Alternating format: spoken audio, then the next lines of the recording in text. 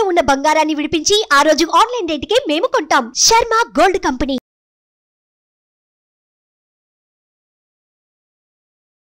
పూర్తిగా దీక్ష తీసుకోవాలని అలాగే తపస్సును ఆచరించాలని ఎందుకు అనిపించింది మీకు?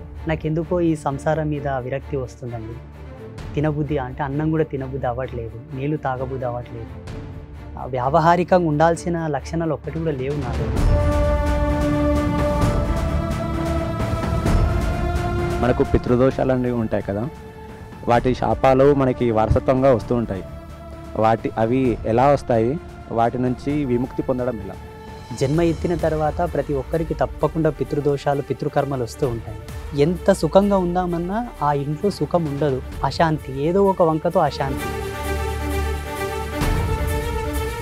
మీరు తపస్సు చేశారు కదా, అఘోరాలు కనిపిస్తారు. వాళ్ళు ఎన్ని సంవత్సరాలు బ్రతుకుతారు? నేను 2 times కుంభమేళ వెళ్ళినప్పుడు కనుక్కున్నాను. ఒక అతను 750 సంవత్సరాలని, ఒక అతను 250 సంవత్సరాలని. మనం నమ్మము.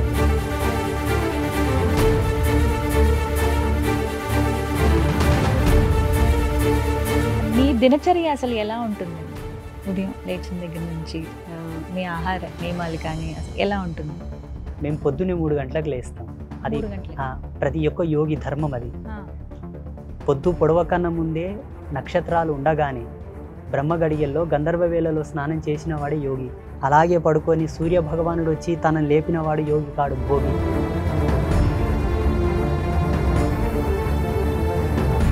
చాలామంది అదే పాపాలు చేస్తే నరకానికి వెళ్తారు, పుణ్యాలు చేస్తే స్వర్గానికి వెళ్తారు అంటారు. నిజంగా ఇది జరుగుతుందా? అయితే ఇక్కడ పాపం చేసినోడు నరకానికి, పుణ్యం చేసిన వాళ్ళు స్వర్గానికి వెళ్తుంటారా లేదా అన్న కన్ఫ్యూజన్ అవసరం లేదు.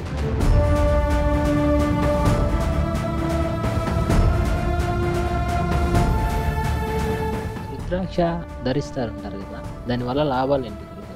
రుద్రాక్ష ధరించిన వాళ్లకు 100కి 99% హార్ట్ అటాకులు రావు. బీపీ కానీ, షుగర్ లెవెల్స్ కానీ, పల్స్ రేట్ కానీ కంట్రోల్లో ఉంటాయి. ఆలోచన నియంత్రణను పొందుతాడు.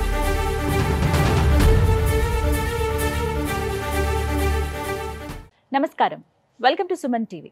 నేను గీతాంజలి. శ్రీమాత్రే నమః.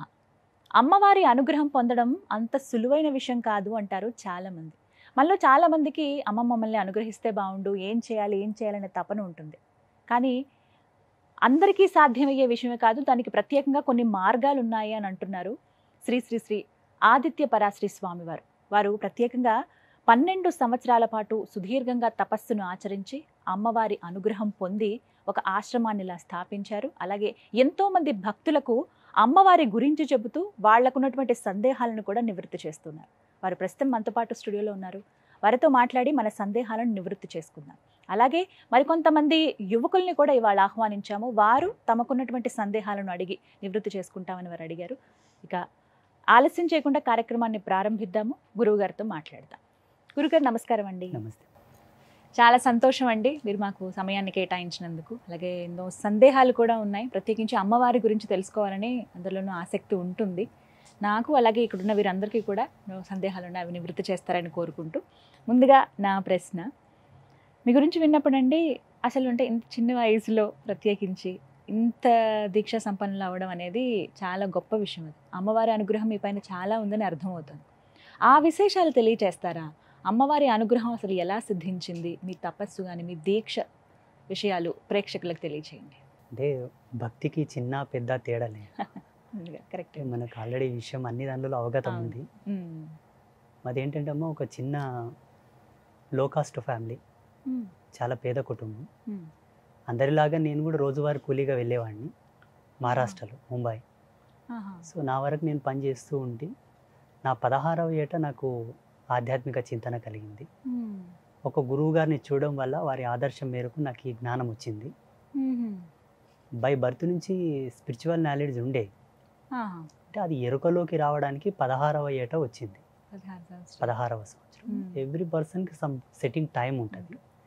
ఆ స్పెసిఫిక్ ఆఫ్ టైంలోనే ఆయన ఆదర్శవంతుడుగా మారడం జరుగుతూ ఉంటుంది డిఫరెంట్ ఆఫ్ ప్రొఫెషన్స్లో. నేను 16వ ఏట వచ్చినప్పుడు ఒక అద్భుతమైన ఎరుక వచ్చింది నాకు. అప్పుడు నేను పోల్చుకోలేకపోయాను ఇది ఇదేనా అని. ఒక గురువు గారిని ఆశ్రయించాను. వారు చెప్పారు, నీకు కలిగిన ఈ అనుభవం దైవీ చింతన, నీ జీవితం ఇది కాదు, నువ్వు ఇలా ఉండు, అది తెలుసుకోవచ్చా అండి? మీకు అనిపించింది ఏమిటి? అంటే ఒక తాపసి తన యొక్క అనుభవాలను కొన్ని ధర్మాలకు కట్టుబడి చెప్పాల్సి ఉంటుంది. అంటే ఇప్పుడు ఇలా చెప్పడం ధర్మమే, ఇది పెద్ద ఇదేం కాదు. కాకపోతే ఏంటంటే అది గుప్త యోగ మర్మాలు అనమాట. అది వారు చెప్పిన మేరకు నేను ఇట్లా ఆధ్యాత్మిక అంటే కంప్లీట్గా ఇట్లా మారడానికి అవకాశం వచ్చింది. అలా గురువు గారిని వారిని ఎలా కలిశారు మీరు? నేను పనిచేస్తూ ఉన్నాను జనరల్గా. వారి యొక్క ఆశ్రమం ముందే మేము పనిచేస్తున్నాం, రోడ్డు పని. ఒకరోజు వారి పల్లకి సేవ ఉండింది, పొద్దటిసానం పని చేసినాను. సాయంత్రం నా పని ముగించుకొని వారి దగ్గరికి వెళ్ళాను దర్శనం కోసం. నేను చెప్పాను నాకు ఇట్లా అనుభవాలు వస్తున్నాయండి అని. వారు చెప్పారు దాని వివరణ మొత్తం. మా అమ్మ నాయన కూడా చెప్పారు, ఈ అబ్బాయితో మీరు పని చేయించకండి, ఈయన ఉండాల్సిన వే వేరు, ఈయన ఉండాల్సిన రూటు వేరు, ఈయనకు వస్తున్న దర్శనాలు సామాన్యులకు వచ్చేవి కావు, ఇది చాలా గొప్ప మహితాత్మమైనది. సో ఈయనతో మీరు పని చేయించుకుంటూ ఉంటే కూడా మీకు కొంచెం అరిష్టమే. ఆయన ఇంకో విధంగా చెప్పాడు, ఒక గోవును గడెం కొడితే ఎంత పాపమో ఈ అబ్బాయితో పని చేస్తే అంత పాపం, ఆయనను వదిలిపెట్టండి లోక కళ్యాణం కోసం అని చెప్పారు. వారు చెప్పిన ఉత్తర క్షణమే మా అమ్మ నాన్న ఒప్పుకున్నారు, విడిచిపెట్టారు. ఇంకా ఎవరైతే నా అనుభవాలకు ఆజ్యం పోశారో వారి చేతనే మంత్రం తీసుకొని వారు అడిగారు నన్ను, నీకు ఏ దేవుడు అంటే ఇష్టము అంటే, నాకు అమ్మవారు అంటే ఇష్టం అండి, బై బర్త్ నుంచి నేను అమ్మవారు అంటే చాలా ఇష్టపడతాను, ఆమె పూజలు ఎక్కువ చేస్తుంటానని చెప్పారు. దేవీ నవారణ మంత్రం ఇచ్చారు, శక్తిపాతం చేశారు, అనుష్ఠాన పద్ధతి చెప్పారు, దీన్ని ఎలా వాడుకుంటే నువ్వు అంత గొప్పోడవు అవుతావని చెప్పారు. వారు చెప్పిన జ్ఞానం ప్రకారంగానే ఇంతవరకు ఇవన్నీ కూడా 16వ ఏట. ఆ తర్వాత అంటే పూర్తిగా దీక్ష తీసుకోవాలని, అలాగే తపస్సును ఆచరించాలని ఎందుకు అనిపించింది మీకు? ఎప్పుడు ఒక అతీతమైన ఆలోచన వచ్చింది నాకు అప్పుడు. అంటే ఈ మానవ సమాజంలో ప్రతి ఒక్కరు ఉండాల్సిన ఈ జీవితానికి నేనెందుకు ఇలాగే ఉండాలి, ఈ జీవితంలాగే నేనెందుకు ఇలా ఉండాలి, అదొక వైరాగ్యంగా మారిపోయింది అప్పుడు నాకు. నేను అంటుంటే వారి దగ్గరికి వెళ్ళి, మా గురువు గారి దగ్గరికి వెళ్ళి, నాకెందుకో ఈ సంసారం మీద విరక్తి వస్తుందండి, తినబుద్ధి అంటే అన్నం కూడా తినబుద్ధి అవ్వట్లేదు, నీళ్లు తాగబుద్ధి అవ్వట్లేదు, వ్యావహారికంగా ఉండాల్సిన లక్షణాలు ఒక్కటి కూడా లేవు నా లోపల. ప్రతి ఆదివారం సెలవు ఇచ్చేవాళ్ళు మాకు ముంబైలో. అందరు సినిమాలకు పోదాందా అంటే నాకేమో బుక్కులు చదవడానికి ఇష్టం ఉంటుంది, అమ్మవారి బొమ్మలు వేయడం, అలాగే ధ్యానంలో కూర్చోవడం, పూజలు చేయడం, ఇవి ఎందుకు వస్తున్నాయి నాకు, ఎంతసేపు ఉన్నా ఇటే వస్తుంది నావే అని వారిని అడిగితే వారు చెప్పారనమాట, ఈ సంవత్సరం నీకు దైవీ చింతనతో మమైక్యమైనటువంటి యోగం సంభవించినది, నువ్వు వెళ్ళిపో అని చెప్పారు వారు నాకు.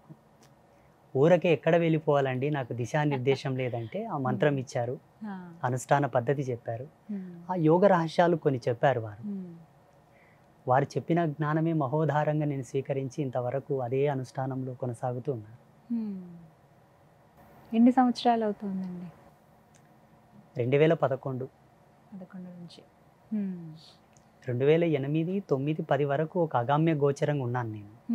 అప్పటి వరకే నా లోపల దైవీ కళలు ఉన్నాయి, తెలుసుకోలేకపోతున్నాను ఎందుకు ఇట్లా అవుతుంది నాకు, ఏంటి అందరు ఒకలాగా ఉన్నారు, నేను ఒకలాగా ఉన్నాను. ఇప్పుడు మా జీవితాలంటే ఎలా ఉంటాయంటే అమ్మ, పొద్దున్న లేసి స్నానాలు చేయరు, బొట్టు పెట్టుకోవడం కూడా తెలియదు. ఇప్పుడు కొంచెం మారారు లేండి, అప్పట్లో చాలా అంటే ఎలా అనాచారానికి దగ్గర ఉండేవాళ్ళు మా వాళ్ళందరూ.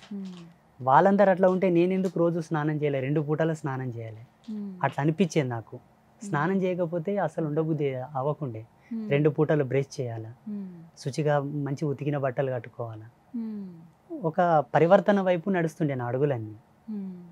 అట్లా 11వ ఏట వారు కలవడం, వారి చేత జ్ఞానం తీసుకోవడం, అక్కడ నుంచి ఒక ఆధ్యాత్మిక సామ్రాజ్యంలోకి వచ్చాను కంప్లీట్గా, పూర్తిగా. అప్పటి నుంచి ఆ ప్రయాణం అనేది.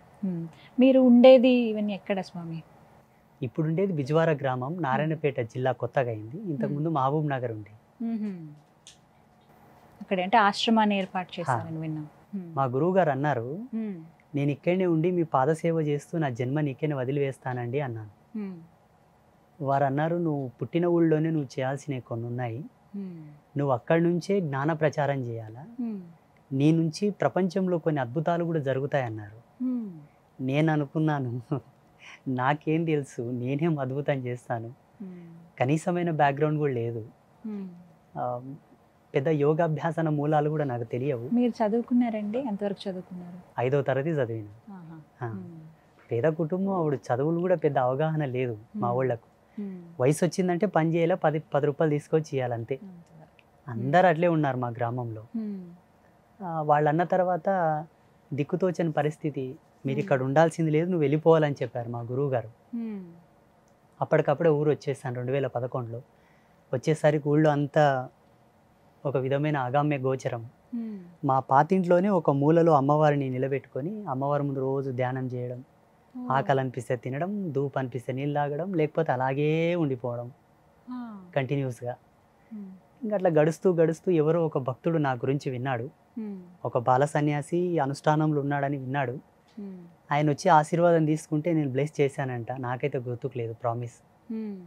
ఆయనకు సంవత్సరం తర్వాత మంచి జరిగిందని ఆయన వచ్చి ఒక 50 ఫీట్లు ఇట్లా 50 ఫీట్ ఇట్లా చిన్న ఒక ఫ్లాట్ ఇప్పించాడు. ఆయననే స్థలం ఇప్పించాడు.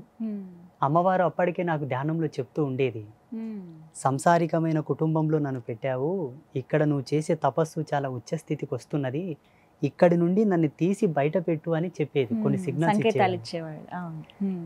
ఆ తల్లి నా ధ్యానంలో చెప్పిన 6 నెలలకి ఒక ఆయన వచ్చి నాకు స్థలం ఇప్పించడం, మళ్ళీ అమ్మవారిని పునః అక్కడ ప్రతిష్ట చేయడం 2011వ సంవత్సరంలో. అదొక అద్భుతం.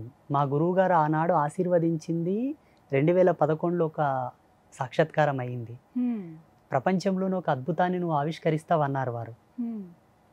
సాధువుల మహత్యం, ఋషుల వాక్కు సత్యమవుతుందని నేను ఎప్పుడో చదివాను. వారు అన్నది ఆ రోజు సత్యమైంది. ఏకకాలంలో కార్తీక శుద్ధ పౌర్ణమి రోజు ఒకే ముహూర్తంలో 52 రకాల మన్నులు తీసుకొని రావాలా, 7 జీవనదుల జలాలు తీసుకురావాలా. అదొక అద్భుతం. మానవ మాతృలు చేసేది కాదు అది, అసలు సాధ్యం కాదు. ఆత్మ సాక్షాత్కారం పొందిన తర్వాత జగన్మాత వారి దూతలను పంపించి వాటన్నిటిని తీసుకురావడం, 52 రకాల దివ్యమైన మృత్తికలను ఏకనాభి యందు త్రిమాతలను ప్రతిష్ఠించడం యోగనాళి మీద. అది కూడా షడాధార ప్రతిష్ఠ. మీరు ఆగమశాస్త్ర పండితులను అడగండి, షడాధార ప్రతిష్ఠ ఎంత కష్టమో. నాటే జోక్ అది. మ్యాక్సిమం 18 మంది ఆచార్యులు కావాలి షడాధార ప్రతిష్ఠ చేయాలంటే. షడాధార ప్రతిష్ఠ జరిగిన దేవత లైవ్ గాడ్, మనం 100% ఉన్నట్టు. అది శాస్త్రీయత. ఇప్పట్లో చేయట్లేదు చాలా మంది. అలా చేసి 1 గంట 45 నిమిషాలు కనురెప్ప కొట్టకుండానే ప్రతిష్ఠ జరగాల. అమ్మవారిని ప్రతిష్ఠించిన తర్వాత సూర్యకిరణాలతో 10 అఖండ జ్యోతులు వెలిగించాల, సన్ రైజ్ తోటి. 2011లో వెలిగించిన జ్యోతులు ఇప్పటి వరకు 10 అఖండ జ్యోతులు మన పీఠంలో లైవ్గా వెలుగుతూనే ఉన్నాయి. ఏ ఒక్కరోజు కూడా కొండెక్కలేదు. అనుగ్రహం అమ్మవారిది. చూడొచ్చా అండి మేము? అందుకే మిమ్మల్ని మన ఆశ్రమానికి వచ్చి ఒకసారి తప్పకుండా వస్తాను. ముగ్గురమ్మలు ఒకే శరీరంలో ఉండడం అనేది లేదు ప్రపంచంలో. మ్యాక్సిమం మనకు ఆసేతు హిమాచల పర్యంతం మొత్తం మన సనాతన ధర్మం వ్యాప్తి చెందినంత వరకు శిలా విగ్రహాలు ప్రతిష్ఠ చేసినట్టున్నది, లోహ విగ్రహాలు ప్రతిష్ఠ చేసినట్టున్నది. మృత్తికా బంధనాకృతమైన దేవతలు లేరు. మృత్తికా లింగాలు ఉన్నాయి. పరశురాముడు, జమదగ్ని లాంటి ఋషులు స్థాపన చేసిన లింగాలు ఉన్నాయి. కానీ 52 రకాల మన్నులు ఒకే కాలంలో తీసుకురావడం, డిఫరెంట్ టైప్ ఆఫ్ మన్నులు అవి. 18 శక్తి పీఠాల దగ్గర నుంచి తీసుకురావాలి, 12 జ్యోతిర్లింగాల నుండి తీసుకురావాలి. ఉత్తరాభిముఖంగా ప్రయాణిస్తున్న నాగుపాము జాడల మన్ను, నెమలి గుడ్లు పెట్టిన స్థలం మన్ను, ఒకానొక దివ్య గడియలో ప్రసవించిన గోవు యొక్క స్థలము మన్ను, ఆగమశాస్త్ర పండితుల వాకిలి మన్ను, తులసి కోట దగ్గర మన్ను, 1000 సంవత్సరాలు ఉన్న మర్రి చెట్టు దగ్గర మన్ను, 250 సంవత్సరాలు ఉన్న రావి చెట్టు మన్ను. అన్ని విశేషాలు అంటే ఇవి నమ్మరు. ఎంత పెద్ద పండితోత్తముడైనా ఇట్స్ నాట్ ఇది నిజం కాదు. ఇది వాస్తవంగా ఇది నమ్మదగిన విషయం కాదు, కానీ జరిగింది. భగవతి సాక్షిగా జరిగింది. ఆవిడ చేయించుకుంది అంతే. నేను ఒక కర్తగా, ఒక దూతగా, నేను ఒక మనిషిగా చేయగలిగాను. ఇప్పుడు మన ఆశ్రమానికి వచ్చిన తర్వాత రోజు అమ్మవారికి వామభాగంలో కొత్త మన్ను రాలుతుంటది. ఇప్పటికి 2011 నుంచి ఇప్పటి వరకు రోజు కొంత మట్టి రాలుతుంటది. మేము ఏమనుకున్నామంటే మట్టి విగ్రహం కదా, చీమలు రాలుస్తాయి అనుకుంటుంటాం. అక్కడ చీమలు ఉండవు, ఏవి ఉండవు. కావాలంటే ఆ మట్టిని తీసుకొచ్చి ఇస్తాను, మనం టెస్ట్ కూడా చేసుకోవచ్చు ఎక్కడెక్కడి నుంచి మనం తీసుకొచ్చినామని. ఎవరికైనా సందేహం ఉంటే 1 గంట 45 నిమిషాలు కనురెప్ప కొట్టకుండా ఉండడం మానవులకు సాధ్యం కాదు. కళ్ళ నుంచి రక్తం వస్తుంది, మైండ్ బ్లాక్ అయిపోతుంది. బట్ ఆ జగన్మాత తన నేత్రోన్మల ఆ శక్తిని నా కళ్ళ యందు ప్రవేశింపజేసి తను నాలో ఉండి తనను ప్రతిష్ట చేయించుకున్నది అనుకుంటాను నేను. నిజంగా అదృష్టవంతులండి చాలా. విన్నప్పుడే అనిపించింది ఖచ్చితంగా ఒకసారి ఈ రకంగా మాకు ఆ భాగ్యం దక్కింది మీతో మాట్లాడే అవకాశం. నా సందేహం ఇంకా చాలా ఉన్నాయండి, మాట్లాడతాను వాటి గురించి. అయితే మిమ్మల్ని మరికొన్ని సందేహాలు అడిగేందుకు ఇక్కడ కొంతమంది యంగర్ జనరేషన్ వాళ్ళనే తీసుకుని వచ్చాము. అందరూ పురుషులే ఉన్నారు ఇవాళ. సో వారితో మాట్లాడదాం. మీ సందేహాలు అడగండి ముందుగా. నమస్కారం గురుగారు, నా పేరు కీర్తన్ కుమార్. నాకున్న సందేహం ఏంటంటే, మనకు పితృదోషాలు అనేవి ఉంటాయి కదా, వాటి శాపాలు మనకి వారసత్వంగా వస్తూ ఉంటాయి. అవి ఎలా వస్తాయి, వాటి నుంచి విముక్తి పొందడం ఎలా? తప్పకుండా చాలా మంచి ప్రశ్న. ఇది ప్రజాలోకానికి చాలా అవసరం. చాలామంది ఇప్పుడు ఈ సందిగ్ధంలో కొట్టుమిట్టాడుతున్నారు కూడా. జన్మ ఎత్తిన తర్వాత ప్రతి ఒక్కరికి తప్పకుండా పితృదోషాలు, పితృకర్మలు వస్తూ ఉంటాయి. ఎలా వస్తుంటాయంటే, ఆ చనిపోయిన పితృదేవతలు ఎవరైతే ఉన్నారో మన పితాపితరులు, వాళ్ళు ఘోషించి మరణిస్తే వస్తాయి. వాళ్ళ మరణ సమయం నందు ఏ అవస్థతో వాళ్ళు మరణించారో ఆ సందర్భాన్ని అనుసరించి ఆ దోషం మనకు ఉత్తరంగా ఆవరిస్తుంది. వాళ్ళు యథాతథంగా పుణ్యక్షేత్రాల్లో మరణించారనుకోండి, లేదంటే ఆరోగ్యకరమైన మరణమే అయిపోయిందనుకోండి, అవి మనకి ఎక్కువ పరిగణలోకి రావు. మరణించినటువంటి సమయము, ముహూర్తము, ఆ ధర్మాన్ని బట్టి మనకు ఆ దోషం వస్తుంటుంది. పితృదేవతల యొక్క దోషాలు మనకు ఉన్నాయని సిమ్టమ్స్ ఏంటంటే, ఎంత చేసినా కలిసి రాదు, ఎంత సుఖంగా ఉందామన్నా ఆ ఇంట్లో సుఖం ఉండదు, అశాంతి, ఏదో ఒక వంకతో అశాంతి, తరచుగా అనారోగ్య బారిన పడడం, చిన్న చిన్న క్రైసిస్ రావడం. ఆ సిమ్టమ్స్ ఏంటంటే తప్పకుండా వాళ్ళు ఘోషిస్తున్నారంటే దాని ప్రభావం మన మీద ఇన్ఫాక్ట్ అయిందని సూచన. ఇవి తీరాలంటే మనకు ఆచార్య ధర్మం ఉన్నది. పండితులను సంప్రదించవచ్చు, మాబోటి సాధువులను సంప్రదించవచ్చు. వాళ్ళు చెప్పిన రెమెడీస్ని కనుక సకాలంలో ఫాలో అవ్వగలిగితే తక్షణమే వాళ్ళు శాంతిస్తారు, మనకు శాంతి కలుగుతుంది. ఇలా ఎన్ని తరాల వరకు ఉంటుందండి మన పితృదోషాలు అంటే? కొన్ని ప్రబంధకాలను అనుసరించి కనుక జీవుడు మరణిస్తే 7 జనరేషన్స్ వరకు వస్తుంది. కొన్ని ప్రబంధకాలు కొన్ని ఉన్నాయి. నార్మల్గా మరణిస్తే 3 జనరేషన్స్. మరీ అంత సర్వసామాన్యం అనుకుంటే, ఇప్పుడు ఈయన ఉన్నాడు, ఆయన కళ్యాణం ఆడిన తర్వాత ఆయనకు సంతానం కాకన ముందే పితృశ్రాద్ధాలు కనుక శాస్త్రోక్తిగా వారు నిర్వహించగలిగితే ఇది ముందుకు వెళ్ళిపోదు, ఇక్కడనే ఆగిపోతుంది. ఈ జనరేషన్స్ వరకే బ్రేక్ అయిపోతుంది, ముందుకు పోదు. వీళ్ళ నాన్న ఆచరించలేదు, ఈయన ఆచరించలేదు, ఈయన ఆచరించక పొందిన సంతానాన్ని కూడా అది పోతుంది, అది కూడా కలిసి వెళ్తుంది. ఈ శేషంతో, ఈ జీవకళలతో ఒక జీవుడికి జన్మనిచ్చాడు కాన అతడికి కూడా ఇది వెళ్ళిపోతుంది. అంటే మనకు ధర్మశాస్త్రాల్లో, మన హిందూయిజంలో ఏం చెప్పారంటే, ఎప్పటికప్పుడు పుణ్యకార్యాలు చెయ్యి. ఇన్ని పూజలు, వ్రతాలు ఇన్ని ఎందుకు పెట్టారు మన వాళ్ళు అంటే, ఎక్కడికక్కడ నువ్వు శుద్ధిగా ఉండాలి. ఏ క్షణం ఏం జరుగునో, ఏ నిమిషం ఏం జరుగునో, వెంట్రుక ప్రమాణం అంత శేషం కూడా నీ వెనక వెళ్ళకుండా, నీవు అంతర్ధానం చెందినా కూడా నీ వెనకాల ఏ పాతుకం, ఏ కర్మ వెళ్ళకుండా, నీ నుండి వచ్చే సంతానానికి సంక్రమించకుండా, ఎక్కడిదక్కైనా బ్రేక్ అవ్వడానికి ఇన్ని పూజలు, వ్రతాలు, శ్రాద్ధాకర్మలు, తర్పణాలు, నదీ స్నానాలు, పుణ్యక్షేత్రాలు, పుణ్యతీర్థాలు, ఇవి సరిపోవని మళ్ళీ కుంభమేళ, పుష్కర స్నానాలు.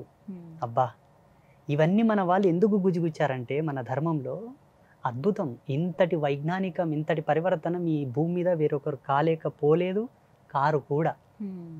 అనదర్ రిలీజియన్స్ ఉన్నాయి కదా, మన ధర్మం అంతా వికసితం, వాళ్ళు ఎన్నటికీ కాలేరు. అసలు వీళ్ళు ఇన్ని ఇచ్చారు, మనకేం బోరు కొడుతుంది. ఇప్పుడు సంవత్సరం పొడవున ఇన్ని పూజలు ఎందుకు పెట్టారా నాయన అని తల బాదుకుంటారు మన వాళ్ళు. అలేం పిచ్చెకి పెట్టలా. ఎప్పటికెప్పుడు జీవుడు పరివర్తనంగా ఉండి నిత్య నూతనంగా పరమాత్మలో ఐక్యం కావాలని పెట్టారు. మనమేం చేయడానికి ఓపడలేదు.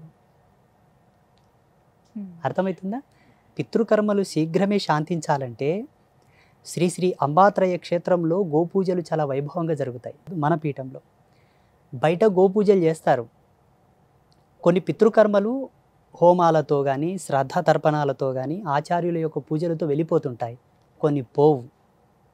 జీవుడి యొక్క కర్మ అంత హెచ్చులో ఉండగా కూడా ఆయన మరణిస్తాడు కాబట్టి అది చాలా గట్టిగా మారుతుందన్నమాట. దానికి శ్రీపీఠంలో గోమాతకు చాలా చక్కటి తంతు చేసి పితృదేవతలను శాంతింపజేస్తాం. మా యూట్యూబ్ ఛానల్లో వీడియోలు కూడా ఉన్నాయి. గోదానం చేస్తారు, గోవుని దత్తత తీసుకుంటారు, గోవుకు సామాన్యంగా పూజలు చేసి కూడా పితృదేవతలను శాంతింపజేస్తుంటారు. That's very very very very wonderful puja. అది నా ధ్యానంతో, నా తపస్సుతో నేనే శోధించాను. బయట ఎక్కడ ఆ పూజలు చేయాలా. నేను చాలా చూస్తున్నాను, వింటున్నాను, శాస్త్రంలో కూడా రాయబడాల. మీరు మన యూట్యూబ్లో ఉంటాయి, కావాలంటే చూడొచ్చు గోపూజల గురించి. అలా చేస్తే పితృదేవతలు శీఘ్రమే శాంతిస్తారు. పితృకర్మల గురించి కూడా మాట్లాడితే కనుక కొంతమంది ఇలా కాశీ వెళ్ళినప్పుడు, ఇప్పుడు ఏదైనా కారణాల చేత మన ఇళ్ళ దగ్గర కుదరలేదనుకోండి, పుణ్యక్షేత్రాలకు వెళ్ళినప్పుడు అక్కడ వాళ్ళకి సమర్పిస్తూ ఉంటారు. అందులో భాగంగా ఏవి ముఖ్యమైనటువంటి ప్రదేశాలు, ఎక్కడెక్కడ పితృలు ఎవరైతే ఉంటారో, పితృదేవతలు ఎవరైతే ఉంటారో వాళ్ళకి ఎక్కడ సమర్పించవచ్చు అనేవి ఏమైనా ప్రత్యేకంగా ఈ స్థలాలు అంటూ ఉన్నాయా? అన్నిటికన్నా సర్వశ్రేష్టమైంది కాశీ, రెండవది బద్రీనాథ్, మూడవది గోకర్ణం, నాలుగవది పిఠాపురం. ఇవి ప్రసిద్ధమైన క్షేత్రాలు. ఐదవది గాన్గాపురం బెస్ట్. శాస్త్రంలో ఏముంటుందంటే నదీ తటాకములు ఎక్కడ ఉన్నా అక్కడ మనం శ్రద్ధా తర్మరాలు వదలవచ్చును. నదులు కానీ, సముద్రాలు కానీ, చిన్న సరస్సులు ఉన్నా అక్కడ పితృతర్పణాలు వదలవచ్చు, పిండ తర్పణాదులు మనం చేయవచ్చు. ప్రమాణంగా వెల్ రిజల్ట్ రావాలంటే ఈ ప్రదేశంలో ఇప్పుడు మీరు చెప్పినటువంటి పంచక్షేత్రాలు. అన్నిటికన్నా గొప్పదంటే కాశీ. ఈ జగతిలో అతి పురాతనమైన ప్రదేశం ఏదైనా ఉన్నది అంటే ఒక కాశీ నగరం మాత్రమే. కల్పాంత సమయంలో అన్ని ప్రదేశములు మునిగిపోతాయి, అన్నీ నాశనం అవుతాయి, కాశీ వెళ్ళదు. కాశీ మీన్స్ దేవనాగరి పదంలో పురాతనమైన ఓల్డ్, పాత. ఎంత పాత అంటే ఇంకా చెప్పనీకే రాదు, చాలా పాత. గురుగారు, నా పేరు వెంకటేష్. సందేహం ఏంటంటే, మీరు తపస్సు చేశారు కదా, అఘోరాలు కనిపిస్తారు, వాళ్ళు ఎన్ని సంవత్సరాలు బ్రతుకుతారు? అఘోరాల వాళ్ళ సత్యనిరతిని బట్టి, వాళ్ళ తపశ్శక్తిని బట్టి, వాళ్ళు ఎంచుకున్న యోగ మార్గాన్ని బట్టి, కొందరు సుదీర్ఘమైన అన్వేషణలో, సుదీర్ఘమైన సమాధిలో ఉంటారు, వాళ్ళు 1000 years ఉంటారు. కొందరు సెట్టింగ్ చేసుకుంటారు, ఇన్ని సంవత్సరాలు ఈశ్వరుని యందు ధ్యానంలో లయించవలే, తదుపరి పరమేశ్వరులు ఐక్యం కావాలి అని చెప్పేసి. ధ్యానంలో లయమయ్యేది వేరు, భగవంతుల్లో లయమయ్యేది వేరు. సమాధి స్థితిలో ఉండే వాళ్లకు వాళ్ళ యొక్క నియమిత సమయాన్ని బట్టి వాళ్ళు డిసైడ్ చేసుకుంటారు. వాళ్ళ యొక్క అనుష్ఠాన పద్ధతి వాళ్ళు. కొందరు తొందరగానే విరక్తి చెందించుకుంటారు ఉత్తర జన్మం తీసుకోవడానికి, కొందరు సుదీర్ఘంగా అలాగనే ఉండిపోతారు. ఇప్పుడు హిమాలయాస్లో కొన్ని వేల సంవత్సరాలు ఉన్నటువంటి యోగులు ఉన్నారు, లెక్కకు రాదు. నేను 2 times కుంభమేళ వెళ్ళినప్పుడు కనుక్కున్నాను. ఒక అతను 750 సంవత్సరాలని, ఒక అతను 250 సంవత్సరాలని.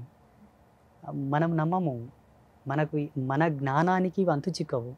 నేను రిక్వెస్ట్ ఏం చేస్తానంటే మీతోటి, ఇక్కడ ఉండే వాళ్ళతో కానీ, ప్రేక్షకులకు కానీ, మానవుని జ్ఞానం దైవీ జ్ఞానంతో లింకు చేయవలదు. మానవుని అభిరుచులు వేరు, మానవుని డెవలప్మెంట్ వేరు, దైవ జ్ఞానం వేరు. దైవ జ్ఞానం మన జ్ఞానంతో పోల్చుకుంటే 1,000,000 రెట్లు పరివర్తనం చెందగలగాలి. అప్పుడు దైవ జ్ఞానానికి మన జ్ఞానానికి సంబంధం ఏర్పడుతుంది. అది ఎలా సాధ్యము అని మనం అనుకోకూడదు, అది సాధ్యమే. ఇప్పుడు వర్తమానంలో బ్రతుకుతున్న ఈ పంచభూత ఆవరణం లోపల తాబేలు వయసు పెద్దది, మన వయసు తక్కువ. అది ఎలా సాధ్యం? జీవించగలిగితే ఒక వ్యక్తి పద్ధతిగా, పరివర్తనంగా, ఆరోగ్యకరంగా బ్రతకగలిగితే 100 ఏళ్ళు బ్రతుకుతాం. లేదు, నా ఇష్టం వచ్చినట్టుగా నేను స్మోకింగ్ చేస్తాను, డ్రింకింగ్ చేస్తాను, శుచి శుభ్రతలు పాటించను, అడ్డం వచ్చిన వల్ల తింటానంటే 30 ఏళ్ళకి పోవచ్చు.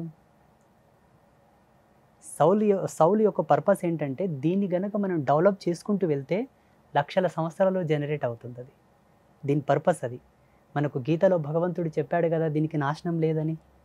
దీనికి నాశనం ఉంది. దీంతో లయం చేయగలిగి మనం కనుక కనెక్ట్ చేయగలిగితే దీంతో పాటు ఇది కూడా డెవలప్ అవుతూ వెళ్తూ ఉంటుంది. అందుకే అన్ని సంవత్సరాలు జీవిస్తారండి. యోగులను 3 పద్ధతులతో పోల్చారు. ఒకటి తేనె, హనీ. 2 నెమలి పించం. ఈ జగతిలో నెమలి పించం, తేనె నాశనం అవ్వవు. ఎన్ని సంవత్సరాలన్నా దాన్ని మీరు ప్రెజర్ చేయండి, అన్ని సంవత్సరాల వరకు ఉండిపోతాయి. అందుకే శ్రీకృష్ణ పరమాత్ముడు నెమలి పించాన్ని ధరించాడు. అస్కళిత బ్రహ్మచర్యమునకు, చిరంజీవి తత్వానికి ప్రతీక. ఆ భగవంతుడు దానికి సూచన కాబట్టి ఆయన ధరించాడు దాన్ని. యోగులను కూడా దానితోనే పోలుస్తారు. అది యోగ రహస్యం, మీకు అర్థం కాదు, నమ్మాలి అంతే. మనసు పెట్టి నమ్మండి చాలు. సాధ్యమవుతుందా? అందరికీ సాధ్యం అంటే అది ఆ పద్ధతిలో మీరు నడవగలిగితే.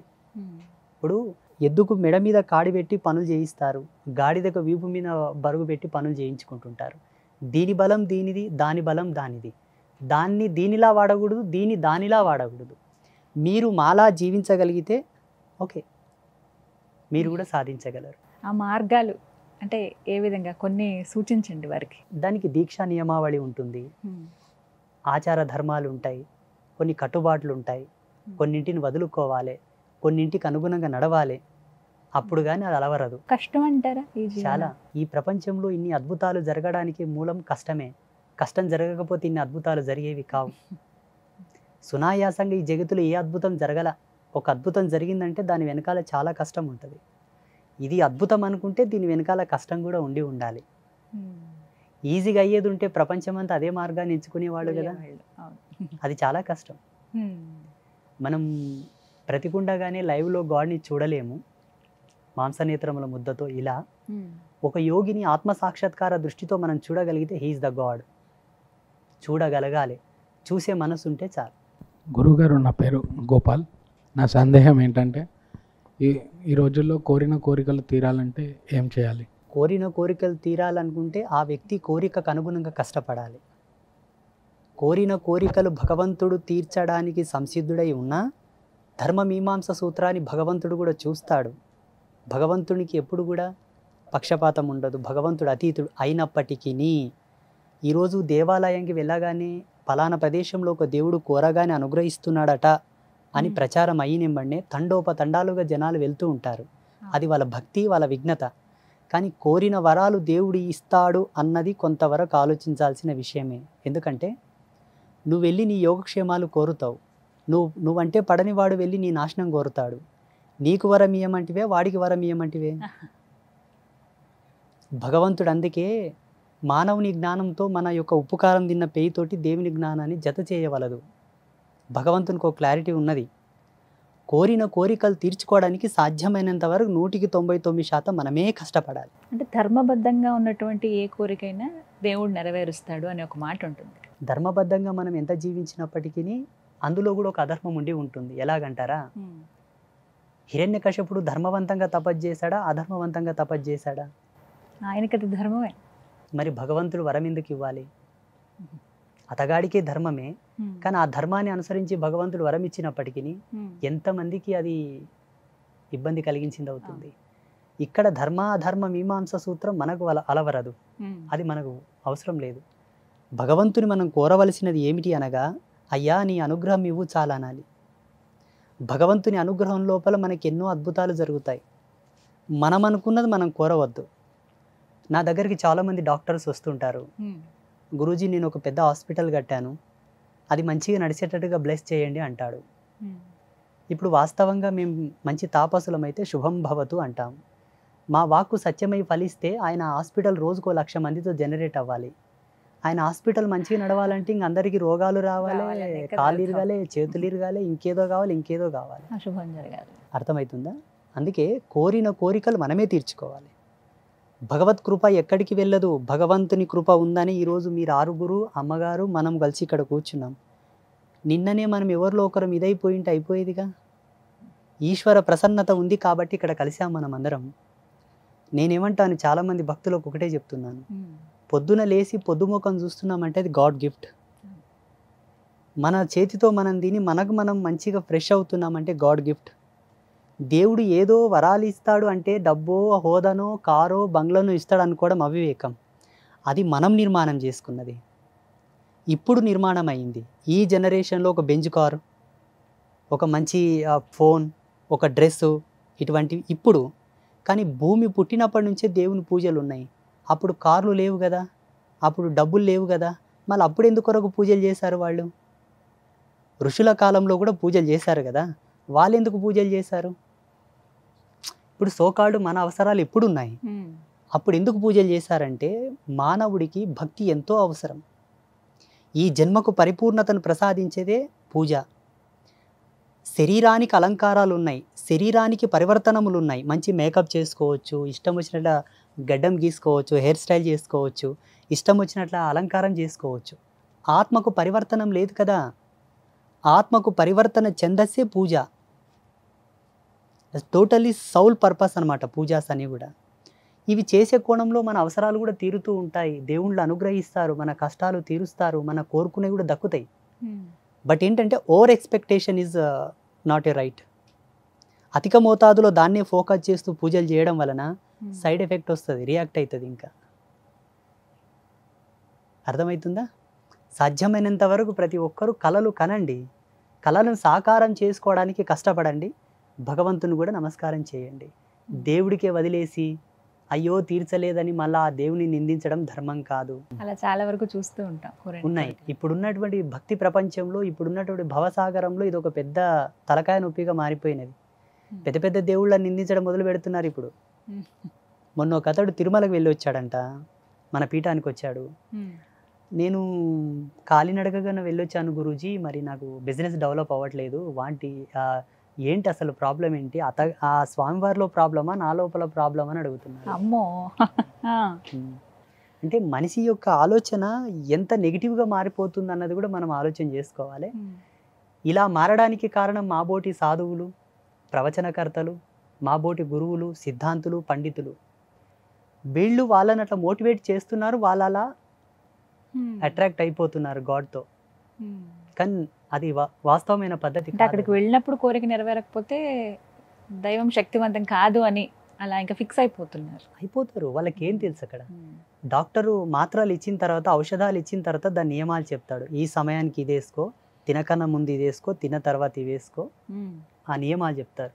భగవంతుని క్షేత్రానికి వెళ్ళిన తర్వాత ఆయన ఎలా దర్శించుకోవాలి, దర్శించుకున్న తర్వాత వరం ఎలా వస్తుందన్నదాన్ని కూడా మనకు సంసిద్ధమైనటువంటి వివరణలు ఉన్నాయి శాస్త్రంలో. అది కొంత చెప్పి ఇది చెప్పగలగాలి మాలాంటి. మాత్రం వెళ్ళి తిరిగి క్షేమంగా వచ్చాం, అదే ఆయన అనుగ్రహమేమో. ఎగ్జాక్ట్లీ, అలా అనుకోవాలి. 100%. ఈ జన్మ అమూల్యమైనది తల్లి. ఈ జన్మకు మనం ఏ వేళ కట్టలేము. ఇంతటి రంగురంగుల ప్రపంచంలో మనం ఉన్నాము, కుటుంబ ధర్మాలలో మనం కలిసి తిరుగుతున్నామంటే వాస్తవంగా అంటే నేను సన్యాసిని, మాకు ఏ ధర్మాలు లేవు, ఏ పాపకర్మలు లేవు, ఏమీ లేవు. ఒక రాజహంస ఎలాగో మేము అలాగే ఉంటాము. సో మీరందరూ చాలా అదృష్టవంతులు. అన్న, చెల్లెలు, అక్క, తమ్ముడు, తల్లి, కొడుకు, తండ్రి, ఈ భవబంధాలతో కలిసి తిరిగే వాళ్ళందరూ ధన్యులని చెప్తాను నా అనుభవం ప్రకారంగా. అది చాలు దేవుడు మనకిచ్చాడు. ఈ జన్మలో చాలా మందికి అన్నోళ్ళు లేరు, చెల్లెలు లేరు, అక్కలు లేరు, కన్నంక తల్లిదండ్రుల ముఖం కూడా చూసిన వాళ్ళు లేరు ఈ కాలంలో. ఏక్ నిరంజన్ సినిమా చూడండి, ప్రభాస్కి ఉన్నారు అమ్మా నాన్న. కొన్ని లక్షల జీవితాలు ఉన్నాయి. అట్లా మనకు కొన్ని ఉన్నాయంటే అది మా అదృష్టంగా భావించాలి. నేను ఇప్పుడు ఒక కార్లో వచ్చాను, దాని వాల్యూ 30 లక్షలు. ఇప్పుడు వచ్చిన కారు. నాకన్నా సీనియర్ స్వామీజీస్ ఉన్నారు ముసలోళ్ళు, వాళ్ళు బస్సులలో తిరుగుతుంటారు ఎక్కడైనా సభలు చేయాలంటే. తోపులాటలో, ట్రైన్లలో, ఆ ట్రాఫిక్లో. జగన్మాత నా యందు ఆ తల్లి అనుగ్రహింపబడి నాకు ఒక కారు ఎవరో ఒక భక్తుడు ఇప్పించాడు. నేనేం కొనలా, ట్రస్ట్కి ఇచ్చారు వాళ్ళు. దాని మీద నేను హ్యాపీగా తిరుగుతున్నానంటే నా అదృష్టం అని భావిస్తాను నేను. గురుగారు నమస్తే, నా పేరు సూర్య. నాదొక సందేశం. మనకు అమ్మవారి అనుగ్రహం కలవాలంటే ఇంట్లో ఏ విధంగా పూజలు చేయాలి? అమ్మవారి అనుగ్రహం అందరిపైన ఉన్నది, సమస్త దేవతలపైన. ఈ భూమండలం కన్నా మించిన శక్తివంతమైన లోకాలు చాలా ఉన్నాయి, భూమిని పోలిన భూములు కూడా చాలా ఉన్నాయి.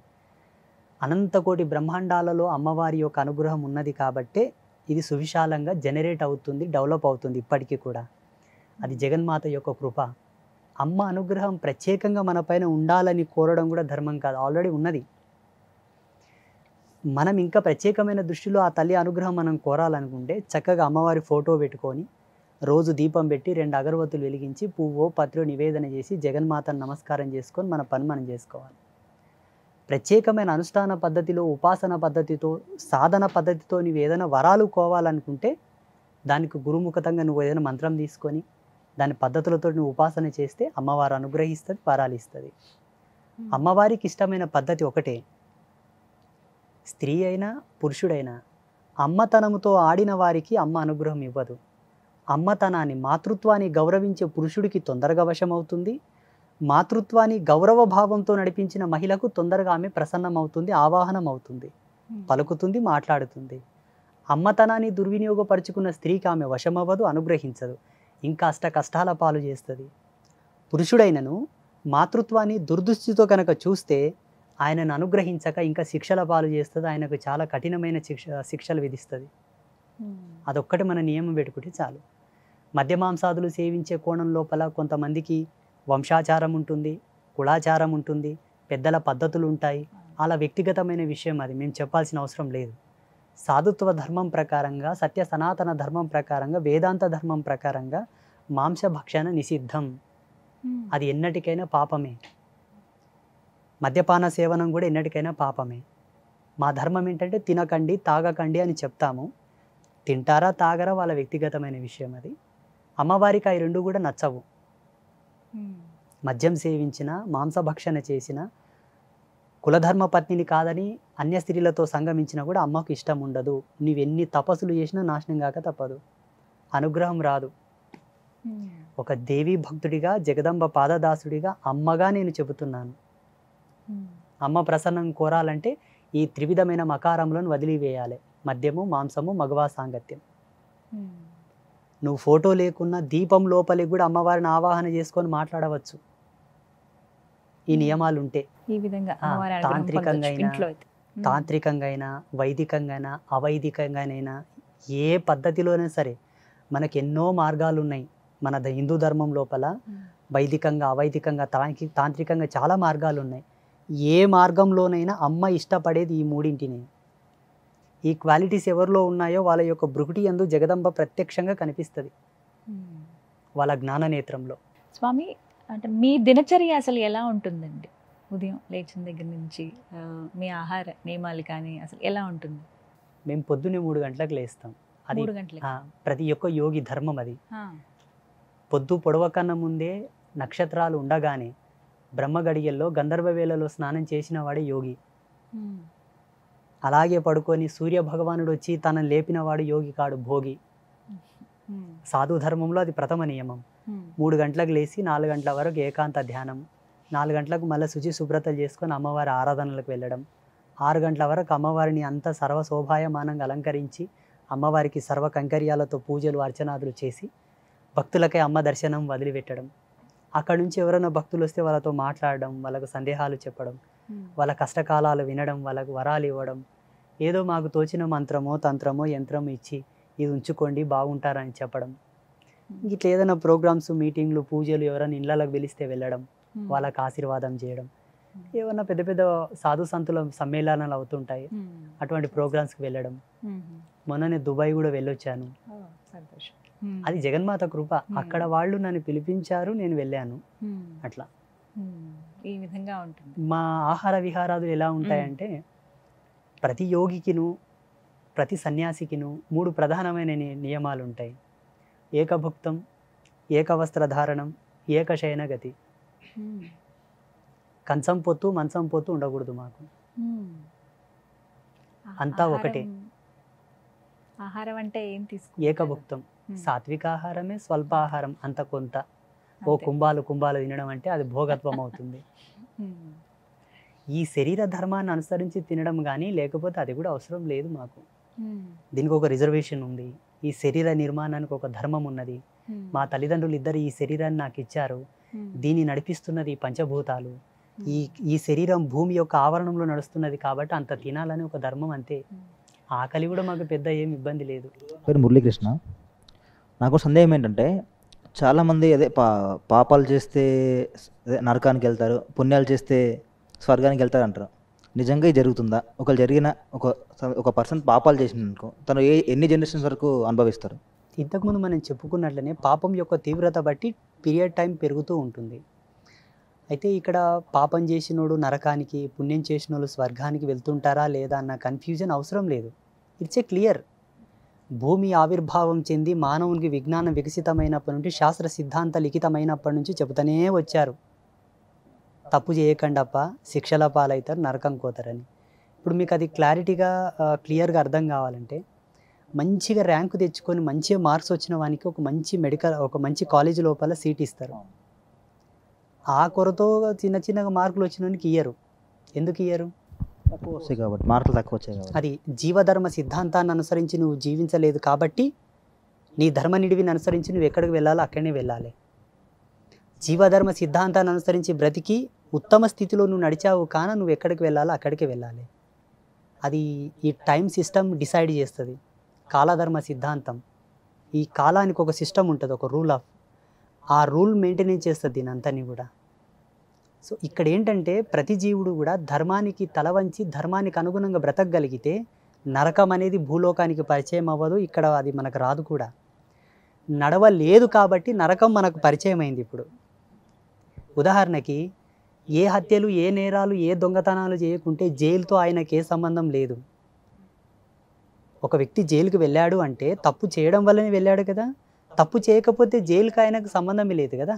చక్కగా ఇంట్లోనే జీవించవచ్చు, భార్య పిల్లలతో ఆరోగ్యంగా మంచిగా.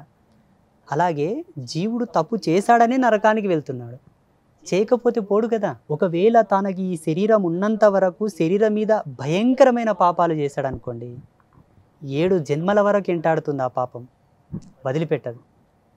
ఎన్ని పూజలు చేసినా వదిలిపెట్టదు. చాలామంది అంటూ ఉంటారు అదే ఈ జన్మలు చేసిన ఏ జన్మలో తాకితే పాపాలు ఉంటారు, అది నిజమంటారా? 100%. ఆ పాపం యొక్క ఉన్నతిని, ఆ స్థితిని బట్టి అవి తగులుతూ ఉంటాయి. అన్ని పాపాలు ఇదే జన్మలో అనుభవించాలని లేదు, అన్ని పాపాలు వేరే జన్మలో కూడా జనరేట్ అవుతాయని లేదు. అది పాపం యొక్క తీవ్రత, ఆ స్థితిని బట్టి. చూడండి, గోహత్య, బ్రాహ్మణ హత్య, సాధు హత్య మహాపాపం, ఎన్ని జన్మలకైనా అవి తీరవు. అట్ ద సేమ్ గో నింద, బ్రాహ్మణ నింద, సాధువు నింద, కన్న తల్లి నింద, తోబుట్టు అయిన చెల్లెలి నింద, ఈ 5 మందిని నిందించడం, తూలనాడడం, వ్యంగ్యంగా మాట్లాడడం, దురుసుగా ప్రవర్తించడం, వాళ్ళను కొట్టినా తిట్టినా, ఏ వంకగా వాళ్ళతో అసభ్యకరంగా ప్రవర్తించినా అది ఈ జన్మలోనే తగులుతుంది. ఇవి ప్రమాణాలు. దైవనింద చేసిన, శివభక్తులను, విష్ణు భక్తులను అవమానించినా కూడా వాళ్ళ పాటికి వాళ్ళు భక్తులు అయింటారండి. మీకేం పని వాళ్ళని నిందించడం, వాళ్ళని హేయంగా మాట్లాడడం, నింద చేయడం, అవి ఈ జన్మలోనే అనుభవించాలి. మరికొన్ని పాపాలు ఎలా ఉంటాయంటే ఈ జన్మకు ఈ స్థితికి ఆవరణం కాక ఉత్తర జన్మకు అవి బాగా నిలబడి ఉంటాయి, నోరు తెరుచుకొని నిలబడి ఉంటాయి, పట్టుకోవడానికి రెడీగా ఉంటాయి. ఉత్తర జన్మ అంటే now you are the bachelor. పెళ్ళయిందా? ఓకే, సారీ, పెళ్ళి కాలేదు, తెలుసో తెలియక అన్నాను. ఓకే, ఈ జన్మతో ఈ బాడీ ఆఫ్ స్ట్రక్చర్ తోటి నువ్వు ఏదైనా పాపం చేసావు అనుకోండి, ఆ ఆరా అంతా నీ పైన ఉంటుంది, ఆ జీవకళ. ఈ కళతో నువ్వు పిల్లల్ని కన్నావు అనుకోండి, నీ యొక్క శేషము నీ భార్య గర్భమునందు ప్రవేశించి బయటకు వస్తా చూసావా, అది అక్కడి నుంచి కూడా ఆ పాప అంకురం వస్తూ ఉంటుందన్నమాట. 100%. ఇంతో అంతో నువ్వు చేసింది డిపాజిట్ అవుతుంది నీ పిల్లలకు, బ్యాంక్ బ్యాలెన్స్ డిపాజిట్ అయినట్టు.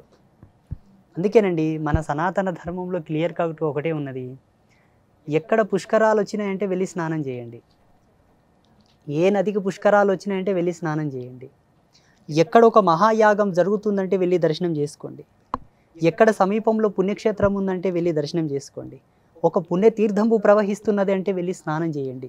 ఇవన్నీ కూడా జన్మ ఉత్థాన పదమునకు సోపాన మార్గాలు. ఋషులు ఎంత కష్టపడి ఎంత దర్శనాలు తీసుకొని మన కోసం పెట్టారో అన్నీ చేసి పెట్టారు, కానీ అనుభవించడానికే మనకు చేతనవట్లా.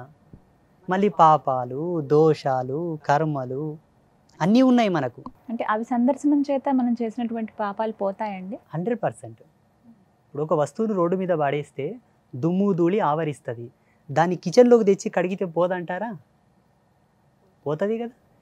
ప్రాణం లేని వస్తువే శుద్ధి అయ్యేటప్పుడు ఇన్ని జీవకళలతో నిర్మాణమైన ఈ దేహము, అందున్న భగవంతుడు, అతని కేంద్రకంగా నడిచే ఉచ్ఛ్వాస నిశ్వాసలు, ఇంతటి కుండలిని ప్రాయోపవేశము ఎలా శుద్ధి కాదు చెప్పండి? అవుతుందా కదా? 100%. మనం చేసుకోవట్లా, అనుభవించడంలా. ఎన్ని ఇచ్చారు మనకు వేద విజ్ఞానం లోపల భారతీయ ఋషులు. అబ్బా, ఈ ఈ ఈ సృష్టి అంతా ఇట్లే అంతమై మళ్ళా పునరుత్థానమైన కూడా ఇంతటి అద్భుతాలు జరుగుతాయో జరగవో. స్వామి, చాలా అంటే ఒక్కొక్కసారి ఆ దేవి దేవతల అనుగ్రహం అనేది ఎన్నో రకాలుగా అనుకుంటుంది. మీకు కలిగినటువంటి నిదర్శనాలు మాకేమైనా కొన్ని వివరిస్తారా? ఏ విధంగా అమ్మవారు మీతో పలికారు? యోగి యొక్క తన దర్శనాలను, తన యొక్క అనుభవాలను మీరు ఇంతవరకు వేరే గురువుల యొక్క అనుభవాలు విని ఉంటారు, అట్ ద సేమ్ అలాగే నన్ను అడుగుతున్నారు. ఇవి గుప్త రహస్యాలు. అంటే ఇట్లా కెమెరాల ముందు చెప్పడం అంత సమంజసం కాదు. ఇలా చెప్పడం అనే కోణం ఎలా ఉంటుందంటే అనేక మంది దీన్ని చూస్తారు, వాళ్ళు ఏ అవస్థలు ఉండి చూస్తారో. కొంతమంది టాయిలెట్లో ఉండి కూడా యూట్యూబ్ చూసేవాళ్ళు ఉంటారు, వాళ్ళకి ఎటు ఏం చూడాలో కూడా తెలియదు కదా. అయ్యో స్వామీజీ ఏదో చెప్తున్నాడో క్లిక్ చేసి అక్కడ వింటునే వాళ్ళు ఉంటారు, కొందరు పడక గదిలో వినేవాళ్ళు ఉంటారు. ఆయన ఏ స్థితిలో ఉన్నాడో ఆయనకు సంబంధం లేదు, ఏదో బోర్ కొట్టియో పని లేకనో వింటూ ఉంటాడు. మీరు అడిగిన ప్రశ్న ఇది అనితర సాధ్యమైనటువంటి యోగ మర్మం. ఇది చాలా మార్మికమైనది. అమ్మవారు నాకు ఇచ్చినటువంటి దర్శనం అనుకోండి, నాకు వచ్చిన అనుభవాలు అనుకోండి. ఇలా కాకుండా దాన్ని తెలుసుకోవాలని ఉత్సుకు ఎవరికైనా ఉంటే ఒక పద్ధతిగా అట్లా అడిగితే చెప్పవచ్చు. మాకేముంటుందామంటే మా సాధు ధర్మం లోపల తన అనుభవాలను యోగ్యుడైన శిష్యుడికే ధారబోయాలని ఉన్నది. తన యొక్క అనుష్ఠాన సంబంధితమైనటువంటి వ్యక్తికి కానీ, తన యొక్క మత పరంపరకు సంబంధించిన వ్యక్తి కానీ, తన యొక్క పీఠ పరంపరకు సంబంధించిన వ్యక్తి కానీ, తన చేత శిష్యరికం పొందిన వాడికి కానీ ధారబోయాలి తన అనుభవాలు. అయోగ్యంగా దేన్ని గనక ఇస్తే ఆ పాపం మాకు తగులుతుందని మా నియమం. ఏమనుకోకండి. అయ్యో పర్వాలేదండి, నొప్పిస్తే క్షమించండి. అమ్మవారు జగన్మాత నా యందు ప్రత్యక్షమైనదా కాదా అని మీకు అనుమానం మొత్తం సంపూర్ణం కావాలనుకుంటే, నివృత్తి కావాలనుకుంటే, అంబాత్రయ క్షేత్రం అనే పేరు ఈ జగతిలో ఎక్కడ లేదు. అంబాత్రయ క్షేత్రం అనేది శాస్త్రీయమైనదా అశాస్త్రీయమైనదా మీరు సిద్ధాంతులను అడగండి, ఎవరినన్నా సాంఖ్యశాస్త్ర నిపుణులను అడగండి, జ్యోతిషులను అడగండి. వేద విజ్ఞానం తెలిసిన వాళ్ళు అంబాత్రయ క్షేత్రం మీద ఎంత గొప్ప నిర్వచనం ఇస్తారో. ఆ పేరుని ఏ గ్రంథంలో కానీ ఏ గ్రాంధికంలో కానీ మేము చూడలేదు. ఆ జగన్మాతను అడిగితే ఈ రోజు అడిగాం, మరుసటి రోజు అమ్మ ముందు ఆ పేరు వచ్చింది. ఆ పేరు లిఖితం చేసి ప్రాణప్రతిష్ఠ చేసి పట్టాభిషేకం చేశాం. ఆ క్షేత్రంలో పేరు కానీ, అక్కడ స్థాపితమైన అమ్మవార్లు కానీ, అక్కడ ఒక రుద్రశూలం ఉంటుందమ్మా, చాలా అద్భుతం అది.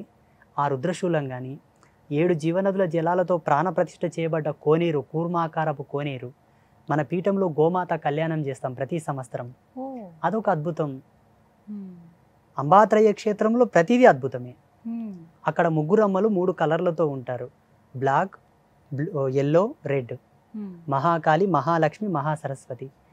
ఈ 3 అమ్మల్లాగానే అక్కడ ఒక కుక్క ప్రసవించిన 3 కలర్లతో పుడతాయి, ఒక గోవు ప్రసవించిన 3 కలర్లతో పుడతాయి, ఒక పిల్లి ప్రసవించిన 3 కలర్లతో పుడతాయి. జగన్మాత నేను ఇక్కడ ప్రత్యక్షంగా ఉన్నానని ఆ జీవరాశుల మీద ఆవరణమై చూపిస్తూ ఉన్నది. అది మాకు ప్రత్యక్షమైనటువంటి దర్శనం. చాలా సంతోషం. మీరు ఈ మాట చెప్తున్న కొద్దీ ఇంకా చూడాలి, ఒకసారి రావాలి సత్యానికి అనిపిస్తోంది. ఖచ్చితంగా వస్తాము, వచ్చి ప్రేక్షకులు కూడా తెలియచేయాలి, చాలా మందికి తెలియాలి కూడా. చాలా సంతోషం. మిమ్మల్ని నొప్పిస్తే క్షమించండి ఆ ప్రశ్న. అయ్యో అట్లేం లేదమ్మా, చెప్పొచ్చు. అమ్మ ఆత్మదర్శనం ఎలా కలిగిందంటే, 1 సంవత్సరం పాటు నేను నిరాహార యోగంలో ఉన్నాను. అది ఎలా ఉన్నానో ఇప్పుడు ఊహించుకుంటే సంవత్సరం దడబుట్టేస్తుంది ఇప్పుడు ఊహించుకుంటే. మీరు ఇప్పుడు కొన్ని నీళ్ళు ఇచ్చారు, తాగాను. అంతకుముందు ఒక కప్పు టీ తాగాను. అప్పుడు ఎలా ఉన్నాను అంటే అది ఒక విధమైనటువంటి కసిలేంటి. ఇప్పుడు ఒక అమ్మాయి మీద వ్యామోహితుడై ఒక అమ్మాయి పిచ్చిలో ఉన్నవాడు ఏమి ఇచ్చినా పట్టించుకోడు. సైకలాజికల్గా ఆయన అమ్మాయి మీద డిపెండ్ అయి ఉంటాడు కాబట్టి ప్రేమ. ఏమి ఇచ్చినా పట్టించుకోడు, ఎవరు ఏం మాట్లాడినా పట్టించుకోడు, తినడు, తాగడు, అలా ఏకాంతంగా ఉండడానికి ప్రయత్నం చేస్తుంటాడు. ఆయన ఒక అమ్మాయి మీద సమ్మోహితుడైనట్లే నేను అమ్మవారి మీద సమ్మోహితుడనయ్యాను. ఆ తల్లి మీద టోటల్ నా బాడీ, నా ఎనర్జీ, నా యొక్క థింకింగ్ అంతా కూడా ఆమె మీద విడిచిపెట్టాను కాబట్టి ఆ మత్తులో ఉండగలిగానేమో. అప్పుడు ఇప్పటికీ ఉంటాను, పెద్ద విషయం కాదు. వ్యావహారికంగా ఉన్నాను కాబట్టి ఇప్పుడున్న ధర్మాన్ని అనుసరించి ఏదో అంత తీసుకుంటాను.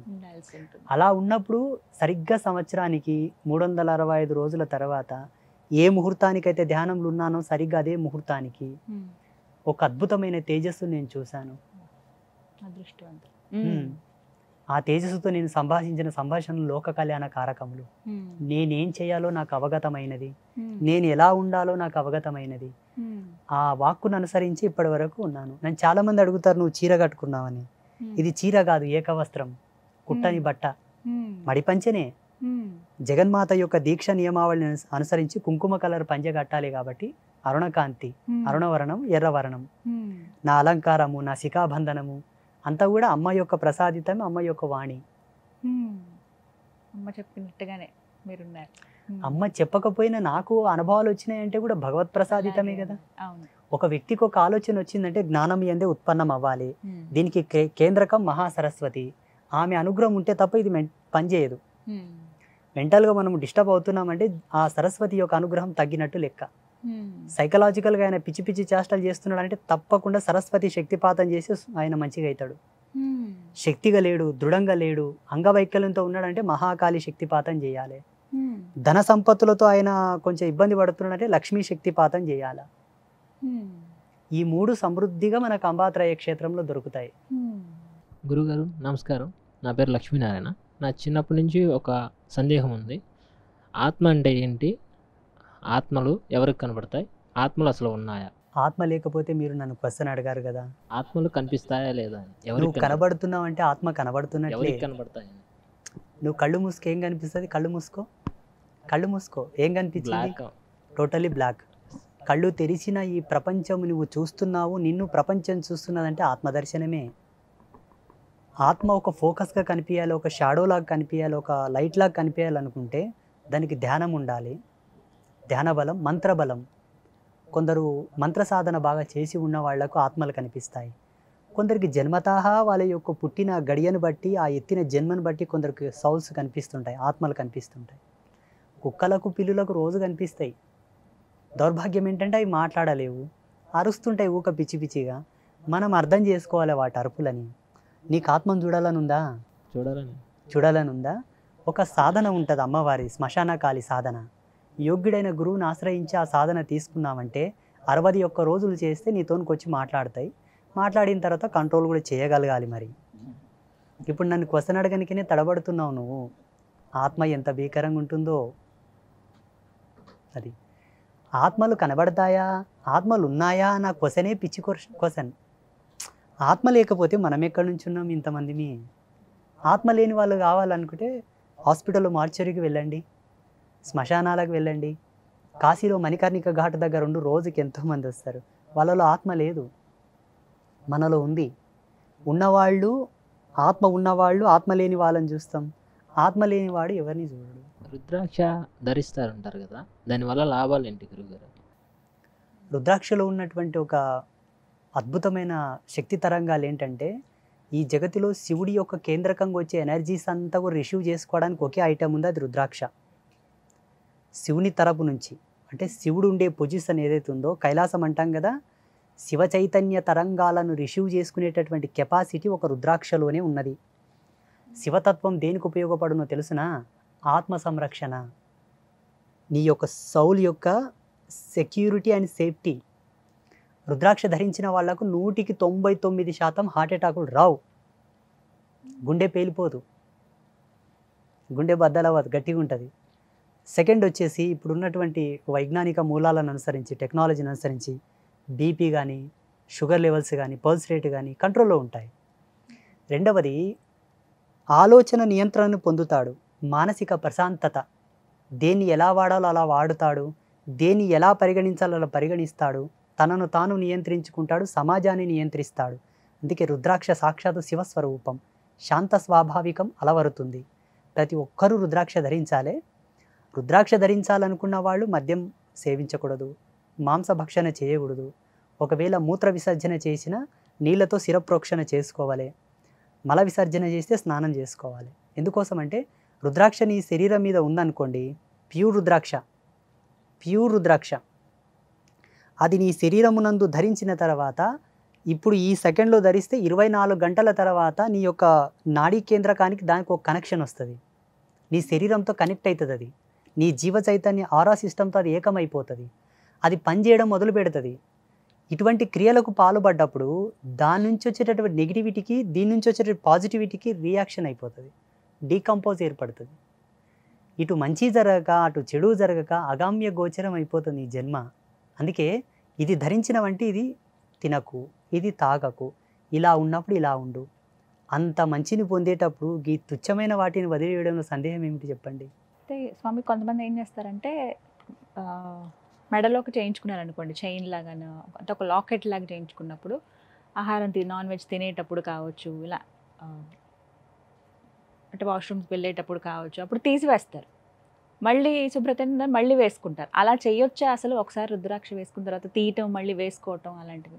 తీయడం శాస్త్ర ప్రమాణం కూడా రుద్రాక్ష తీయడం అనేది ఉన్నది. రాత్రి పడక గదిలో భార్యతో సంభోగ ధర్మంలో ఉన్నప్పుడు రుద్రాక్ష తీసి పెట్టాలని ఉన్నది, వాష్రూమ్కి వెళ్ళేటప్పుడు తీసి పెట్టాలని ఉన్నది, ఈ 2 సందర్భాల్లోనే. మూడవది శ్మశాన వాటికకి వెళ్ళేటప్పుడు తీయాలని ఉన్నది.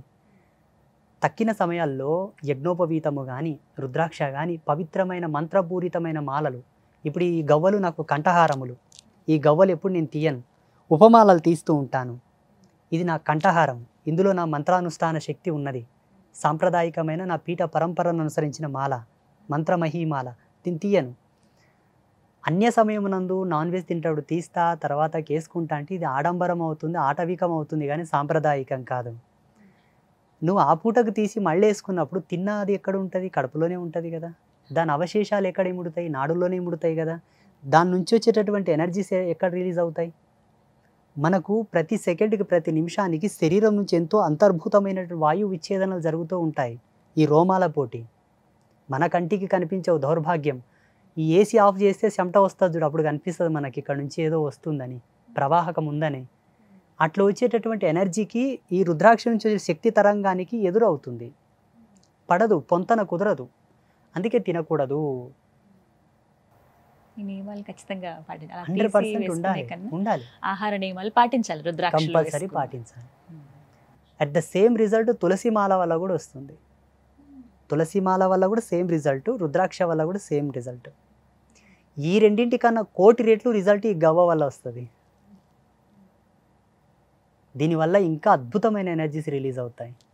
అసలు మానవుడు తన మేధస్సుతో తన యొక్క జ్ఞానంతో కొలవలేని ఎనర్జీస్ దీనివల్ల వస్తాయి. ఇది మా తపస్సులో నేను 6 నెలలు తపస్సు చేసి తెలుసుకున్నాను, ధరించాను. నిజంగా ఈ మధ్య చేతబడి అదే బ్లాక్ మ్యాజిక్ ఇలాంటివి అంటున్నారు, నిజంగా ఉన్నాయా? అది ఒక డిఫరెంట్ టైప్ బాణామతి, చొల్లంగి, ఏదో టైప్స్ ఆఫ్ చేతబడులు అంటున్నారు, నిజంగా ఉన్నాయా? 100% ఉంది. అంటే ఇలా ఇప్పుడు ఒక మనిషిని ఏమంటారు, ఏదో వసం చేసుకోవాలనుకుంటారు, ఇంకోటి అదే మరుగు మందు ఇలాంటి టాపిక్స్ అంటారు, నిజంగా అవి వర్కౌట్ అవుతాయా? కెమికల్ రియాక్షన్ అది. ఇప్పుడు డాక్టర్లు కూడా వేరే ఏదైనా ఇయరాని డ్రగ్ మనకి ఇస్తే మనకు రియాక్షన్ అవుతలేదా? అట్ ద సేమ్ పసురులు ఉన్నాయి, చాలా ఉన్నాయి. మనిషిని ఆరోగ్యవంతంగా చేయొచ్చు, అనారోగ్యంగా చేయొచ్చు, మరణం కూడా చేయొచ్చు. ఇప్పుడు పుట్టినవి కాదు కదా, అనాది కాలంగా అప్పుడు పాతకాలం నుంచి వచ్చినవి ఇవి. ఇప్పుడు గోళీలు మందులు ఇవి ఉన్నాయి ఈ వల్ల. అప్పుడు అవి లేవు, పసర్లతోనే ఏదైనా చేసేవాళ్ళు కదా. అప్పుడు మరుగు మందులు, మరల మందులు అప్పటి నుండి ఉన్నాయి. ఇవి చేతబడులు అంటారా?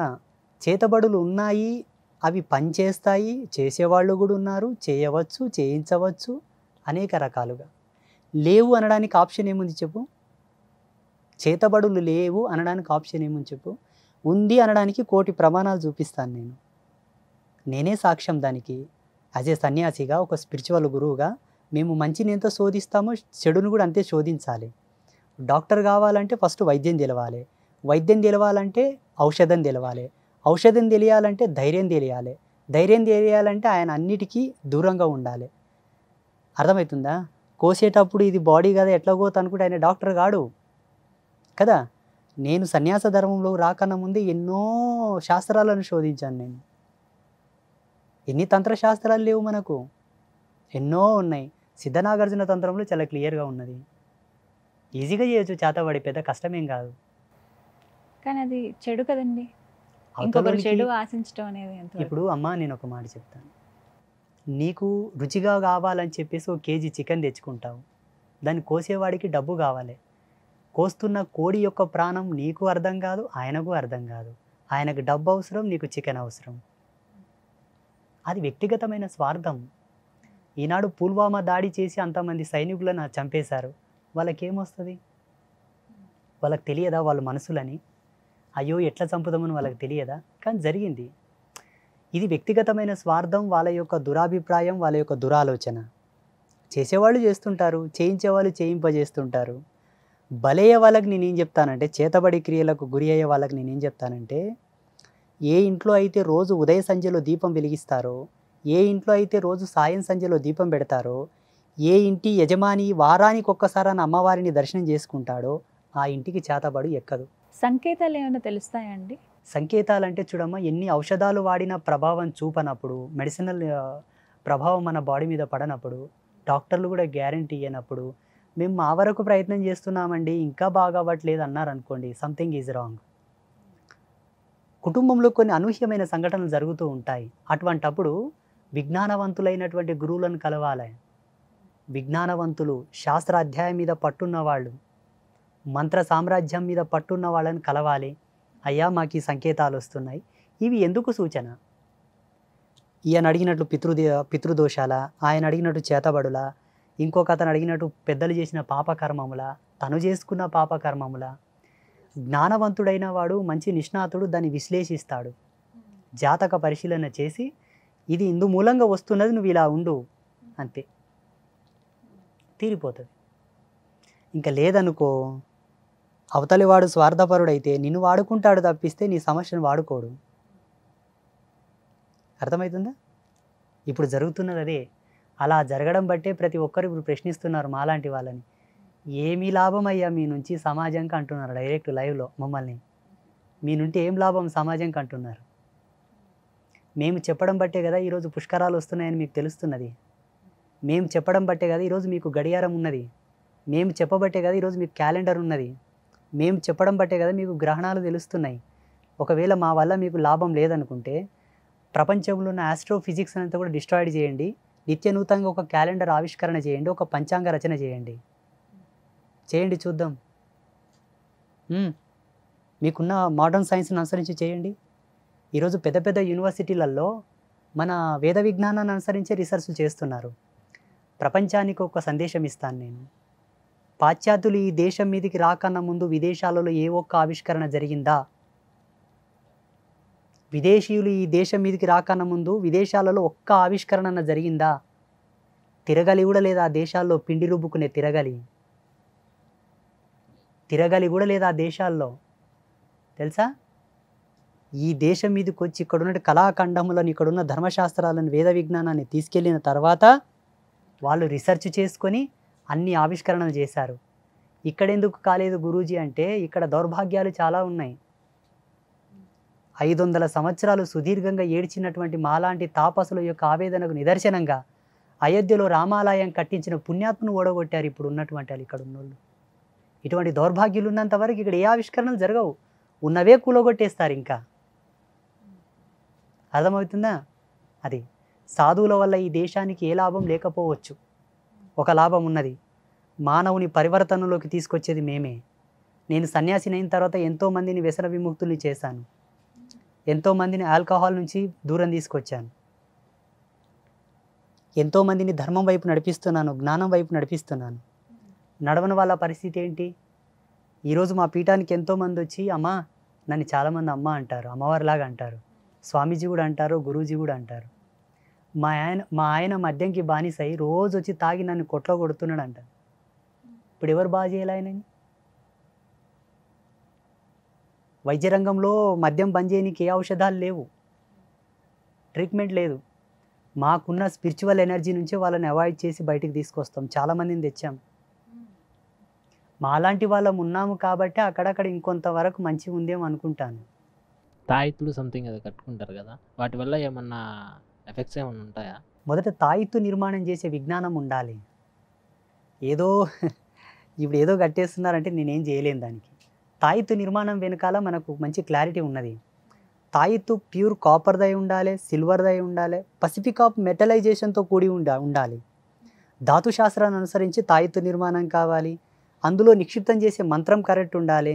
మంత్రంతో పాటు దానికి ఒక పొటెన్షియల్ ఎనర్జీని ఇచ్చేటటువంటి ఔషధాలు వేయాలి, వేర్లు, కొన్ని మూలికలు, కొన్ని పసర్లు వేసి నిర్బంధనం చేసి దాన్ని అభిమంత్రం చేసి కడితే ఎక్సలెంట్గా పనిచేస్తుంది.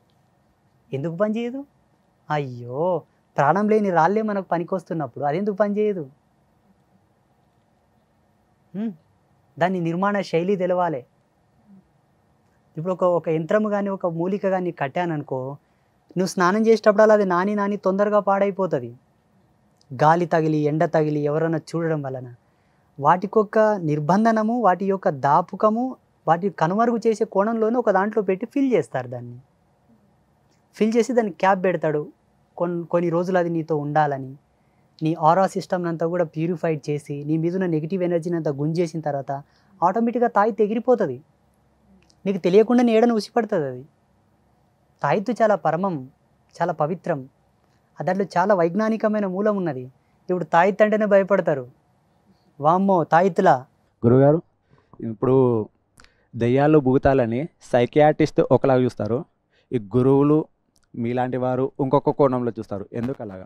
సైకలాజికల్ సబ్జెక్ట్ అనేది ఏదంటే మానసిక శాస్త్రం, అది మైండ్ రీడింగ్. అది వాళ్ళు కేవలం ఒక పుస్తక పటిమతో వాళ్ళు అయి ఉంటారు.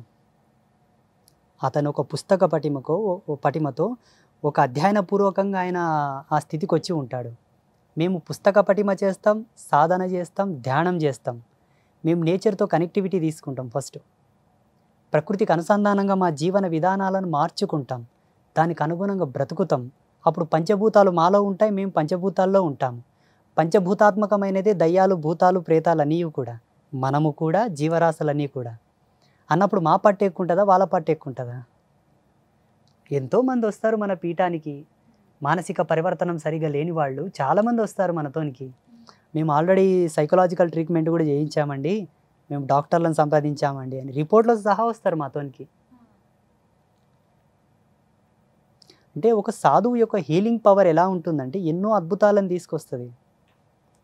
ఆయన టచ్ అనేది ఎలా ఉంటుందంటే ఆయన హీలింగ్ పవర్ చాలా అద్భుతంగా ఉంటుంది, ఎన్నో అద్భుతాలు జరుగుతాయి. కానీ ఆయన కరెక్ట్ సాధువు అయితే, ఆయన పరిపూర్ణమైన నిష్ణాతుడైతే, ఆడంబరమైన సాధువు అయితే ఇప్పుడు ఆయన సాధువు ముడితే ఏం కాలేదు కదంటే నేనేం చేయలేను దానికి. బోర్డులో కరెంట్ ఉందంటే ఏలు పెడితే షాక్ కొడుతుంది, లేకపోతే ఆ స్పిరిచువల్ పవర్ ఉండాలి ఆయన లోపల, ఆ ధ్యాన శక్తి ఉండాలి, ఆ యోగ శక్తి ఉండాలి, ఆ మంత్రశక్తి ఉండాలి, ఆ తపస్సు ఉంటే అద్భుతాలు జరుగుతాయి. గురుగారు ఒక చిన్న సందేహం అండి, మీ చేతి వేళ్ళు గమనించాను, ఉంగరాలు అంటే వెండి అలాగే కాపర్ తోటే ఉన్నాయి, బంగారం ఎక్కడ ధరించలేదు మీరు, కానీ అవి కూడా చాలా ప్రత్యేకంగా కనపడుతున్నాయి, బొట్టన వేలికి పెట్టుకున్నారు, ఏమిటండి విశేషం? అంటే మేము కొన్ని తాంత్రికమైన ప్రక్రియలు చేస్తూ ఉంటాం. తాంత్రికంలో జపం చేయడానికి ఒక అనుష్ఠాన పద్ధతి ఉన్నది. చూపుడు వేలి మీద జపం చేస్తే ఒక రిజల్ట్, మధ్య వేలి మీద, అనామిక వేలి మీద, చిటికన వేలి మీద. ఈ చిటికన వేలుకున్నటువంటి ఈ ఉంగరము ఒక విధమైన మంత్ర దిగ్బంధనమై ఉన్నది. మనకి ఎండిలో ఉండేటటువంటి, సిల్వర్లో ఉండేటటువంటి సహజ శక్తి, ఎండిలో ఉండేటటువంటి ధాతు పుష్టి వేరే మెటల్స్లో లేదు. ఎండి వలన మన శరీరానికి ఎన్నో ప్రయోజనాలు ఉన్నాయి. పురుషులకైతే చాలా, మహిళలకు వాళ్ళకు వచ్చేటటువంటి గుప్త రోగాలు ఏవి కూడా రావు వెండి పే మీద ఉంటే. అంటే సర్వసామాన్యంగా వీటి ధరించడం వలన ఎన్నో నెగిటివిటీస్ పోతూ ఉంటాయి. అవి ధరించని వాళ్ళు మళ్ళీ ఆ నెగిటివిటీస్ పోగొట్టుకోవడానికి హాస్పిటల్ వెళ్ళాలి, ఆ గోళీలు మింగాలి, మందులు మింగాలి, వాటి వల్ల సైడ్ ఎఫెక్ట్ రావడం, మళ్ళీ ఇంకోటి జరగడం. మేము చేసేటటువంటి తాంత్రిక ప్రక్రియలు ఇవి మాకు సపోర్ట్ చేస్తాయి బాగా. మా శరీరాన్ని స్వస్థత పరుస్తూ మమ్మల్ని ఎప్పటికెప్పుడు జాగృతం చేసుకోవడానికి తోడ్పడుతూ ఉంటాయి, మంత్రయుక్తమై ఉంటాయి. ఈ బొటన వేలికి ఎందుకు పెట్టుకున్నామంటే యోని ముద్ర వేసేటప్పుడు మాకు మంత్ర ప్రేరేపకంలో పనిచేస్తావు అవి. ఈ నాడి మీద ఈ సిల్వర్ ఆడడం వల్ల గుండె యొక్క ఉభయ కోశములు ఎప్పుడు కూడా జాగృతమై ఉంటాయి. ధ్యానం చేసేటప్పుడు మాకు తొందరగా సమాధి స్థితి వస్తుంది. ప్రతి ఒక్కరు కూడా బొటన వేలుకు సిల్వర్ పెట్టుకుంటే హార్ట్కు సంబంధించిన డిసీజ్ రావు, బ్లడ్ ప్రెషర్ కూడా కంట్రోల్లో ఉంటుంది. జ్ఞానం ఎప్పుడు పరివర్తన వైపు వెళ్తూ ఉంటుంది. మైండ్లో కూడా కణాల యొక్క శక్తి, ఆ మైండ్ యొక్క సెట్టింగ్ కూడా యాక్టివేట్గా ఉంటుంది ఎప్పటికెప్పుడు. ఈ వేలుకు ఉండేటటువంటి పవర్ అటువంటిది. బొటన వేలు ఇది ఒక్క వేలు, ఇక్కడ ఉండేటువంటి ఈ నర్వ్ యొక్క సిస్టమ్ అనేది కూడా మన శరీరంలో ప్రత్యేకమైన గ్రంథులకు కనెక్టివిటీ అయి ఉంటుంది. గుండెకు కానీ, లివర్కి కానీ, బ్రెయిన్కి కానీ, కిడ్నీ ఫంక్షన్ కానీ, ఐ ఫంక్షన్స్ కానీ అట్లా. సో అందుకే ఇవి ఇక్కడ ఉండడము వైజ్ఞానికంగా, సాంకేతికంగా, మనకు సైన్స్ ప్రకారం కూడా ఇవి లాభమే. మేము చేసే స్పిరిచువల్ ఎనర్జీ కూడా మాకు బూస్ట్ చేస్తుంటాయి బాగా. మా ఆశ్రమ ధర్మాలు, మా అండర్స్టాండింగ్ మాకు ఉన్నప్పటికీ వైజ్ఞానికంగా కూడా మాకు ఎంతో రక్షణగా ఉపయోగపడతాయి. ఇంకా కాళ్ళకు కూడా బేడీలు ఉంటాయి మాకు. ఇవి బేడీలు అంటే యోగ మార్గంలో ఉన్న ప్రతి సాధువుకు బేడీ ఉంటుంది. ఒకటే వేసుకుంటారు. ఇప్పుడు సద్గురు ఉన్నాడు, ఈషా ఫౌండేషన్, ఆయనకు ఒకటే ఉంటుంది. ఇంకొంతమంది ప్రముఖ స్వామీజీలు ఉంటారు, వాళ్ళు 2 వేసుకుంటారు. అమ్మవారి పరంపరకు సంబంధించిన వాళ్ళు శక్తి ధర్మాన్ని అనుసరించి బేడీల సంఖ్య పెరుగుతూ ఉంటుంది. ఇక్కడ 3 ఉన్నాయి. ఇవి హరిషడ్ వర్గ సంకేతంగా నేను ధరించాను. 6 వర్గాలకు అతీతమైన ధర్మం నాకు దక్కాలని వాటిని మంత్ర దిగ్బంధనం చేసి వేసుకున్నాను. ఇప్పుడు చేతుకున్నాయి, ఇక్కడ 2. ఇవి చతుర్విధ పురుషార్థ ధర్మాలను సూచిస్తాయి. అంటే ఒక్కొక్క దానికి ఒక్కొక్క సాంకేతిక భావం మమ్మల్ని ప్రేరేపిస్తుంటాయి. మాతో ఉన్నాయంటే దీన్ని చూసినప్పుడల్లా నా ధర్మం నాకు గుర్తుకొస్తుంది. ఇవి ఎందుకు వేసుకున్నానంటే ఈ పని చేయకూడదు కాబట్టి అవి వేసుకున్నాను, అది చెయ్యకూడదు. ఇక్కడ సిల్వర్ ఆడడం వల్ల కూడా మనకు ఎన్నో లాభాలు ఉన్నాయి. ఈ భాగంలో కాళ్ళకు సిల్వర్ ఉండడం ఎంతో లాభం. ఒక్కొక్క విధమైనటువంటి బెనిఫిట్స్ అండ్ వైజ్ఞానికమైన మూలము, తాంత్రికమైన బెనిఫిట్ చాలా ఉన్నాయి. అయితే ధ్యానం చేసేటప్పుడు, ప్రత్యేకించి మెడిటేషన్కి వెళ్ళేటప్పుడు మెటల్ రేవి కూడా ఉండొద్దు శరీరం మీద అని చెప్తారు కదండి. అది వాళ్ళకు తెలిసినటువంటి నియమావళి, వాళ్ళ యొక్క అనుభవం. ఉండొచ్చా అలా అసలు? అంటే బంగారం కానీ వెండి కానీ ఉంటుంది. ఆ కాలం ఋషులకు కుండలాలు ఉండేవి. మరి కుండలాలు దేంతో వేసుకుంటారు? ఆ కాలం ఋషులకు కంఠహారం ఉండేది, దేంతో వేసుకునేవాళ్ళు? ఆ కాలం ఋషులకు కూడా బేడి ఉండేది ఎడమ కాలుకి. చాలా మంది ఋషులకు ఉన్నాయి బేడీలు. చాలా మంది ఋషిపత్నులు ఋషికన్యలు కూడా ధ్యానం చేశారు. వాళ్ళకు కూడా సహజమైన అలంకారాలు ఉంటాయి. షోడశ అలంకారములు ఉంటేనే పరిపూర్ణమైన ముత్తైదువ, పరిపూర్ణమైన స్త్రీ ధర్మం. 16 అలంకార ప్రాయములు ఉంటాయి కాబట్టి వాళ్ళందరూ సతీ అనసూయ, రేణుక ఎల్లమ్మ, గార్గి, లోపాముద్ర వీళ్ళందరూ కూడా అలంకార ప్రాయుక్తంగానే ధ్యానం చేశారు. వేదాంత సంవాదం చేశారు వాళ్ళందరూ. ఒక తుచ్చమైన మెటల్ ధ్యానంకి అడ్డం పడుతుంది అనుకోవడం అవివేకం. దీని యొక్క ప్రేరేపకం ఎక్కువ ఉంటుంది కాబట్టి దాన్ని కంట్రోల్ చేయడానికి చేతగాక వాళ్ళు అట్లా చెప్పి ఉంటారు. My opinion. వీటిని ధరించడం వల్ల ఎన్నో ఎనర్జీస్ రిసీవ్ అవుతాయి. సో వాటిని కంట్రోల్ చేయడానికి కాక చాలామంది వాటిని విడిచిపెట్టి సర్వసామాన్యంగా ఉండమంటుంటారేమో. కానీ ధరించవచ్చు 100%. ఈజీగా తేరగ్గా మనకు లాభాలు వస్తున్నాయి కదమ్మా. ఊక పెట్టుకోవడం వల్ల ఎన్నో లాభాలు ఉన్నాయి మనకు. చర్మ రోగాలు రావు, బ్లడ్లో ఇన్ఫెక్షన్ అవ్వదు, యూరినల్ ఇన్ఫెక్షన్ అవ్వదు, థైరాయిడ్ ప్రాబ్లం రాదు, కఫం సమస్య రాదు, వాత పిత్త కఫ 3 దోషాలు మనకు రావు. Pure copper, pure silver. ఇంకొక విజ్ఞానం చెప్పనా, ఏ వంకతోనైనా బంగారు మెడలో ఉన్నా, చేతికున్నా, చెవిలో ఉన్నా, ముక్కులో ఉన్నా, ఏ వంకతో సిల్వర్ పే మీద ఉన్నా ఆత్మ యొక్క శక్తి పెరుగుతుంది, ఆయు ప్రమాణం పెరుగుతుంది, ఆయుష్ పెరుగుతుంది. ఎందుకంటే బంగారుకు నేచర్ నుంచి ఆయుష్కు సంబంధించినటువంటి కనెక్షన్ రిసీవ్ చేసుకునే కెపాసిటీ ఉన్నది. బంగారం ఎంత మేలిమో, బంగారం ఎంత తేజస్సో మన శరీరంలో కూడా అంత సూక్ష్మత్మ శక్తిని ప్రవేశింపజేస్తుంది. అది డైరెక్ట్ సౌల్కు కనెక్ట్ అవుతుంది బంగారు. అందుకే స్త్రీలు ఏ వంకతోనైనా మంగళసూత్రం ధరిస్తారు కాబట్టి స్త్రీలు ఎక్కువ బతుకుతారు, పురుషులు తొందరగా గుటుక్కుమంటారు. మా తాత చనిపోయి 20 సంవత్సరాలకు మా అవ్వ చనిపోయింది. అంటే మీరు మంగళసూత్ర రూపమో, ముక్కు పుడక, కమ్మలు ఏదో ఒక వంకతో బంగారు వేసుకుంటారు కదా. ఆయు ప్రమాణం పెరగాలి, ఆరోగ్యంగా ఉండాలనుకుంటే కంపల్సరీ బంగారు పే మీద ఉండాలి. పంచలోహాలన్నీ కూడా ఏదో ఒక మూలన ఏదో ఒక వంకతో మన శరీరం మీద ఉండాలన్నదే మన శారీరక నిర్మాణం. నవరత్నాలు, పంచలోహాలు మన పే మీద ఉండాలి. అదేదో అలంకృతంగా వేసుకుంటలేరు అప్పుడు దేవతల కిరీటాల్లో, కుండలాల్లో, హారాల్లో, మనుల్లో. అవన్నీ మన బాడీ యొక్క సిస్టమ్ని బట్టి, మన సెట్టింగ్ని బట్టి పెట్టారు. 30,000 40,000 హాస్పిటల్లో పోయాల్సిన పని లేదు. సంపాదించిన శాలరీ మనం డిపాజిట్ చేసుకోవచ్చు, పుష్టిగా తినొచ్చు, ఇంకా లగ్జరీస్ లైఫ్ గడపవచ్చు. అనవసరంగా హాస్పిటల్కి వెళ్ళి డాక్టర్కి ఫీజులు కట్టి మాత్రలు మింగి సైడ్ ఎఫెక్ట్ వచ్చి లివర్ ఫెయిల్ అయ్యి, కిడ్నీ ఫెయిల్ అయ్యి మళ్ళీ డయాలసిస్ చేసుకోవడం. నేను చాలామంది నా దగ్గరకు వస్తే వేద విజ్ఞానం ప్రకారంగానే వాళ్ళకు మెటల్స్ సలహా ఇస్తుంటాను, రత్నాలు ప్రొవైడ్ చేస్తుంటాను, రుద్రాక్షలు ఇస్తుంటాను, తాయెత్తులు కూడా ఇస్తుంటాను, యంత్రలిఖితం చేసి ఇస్తాను. ఇవి మూఢనమ్మకాలు, వీటిని నమ్మకూడదు అంటుంటారు చాలామంది.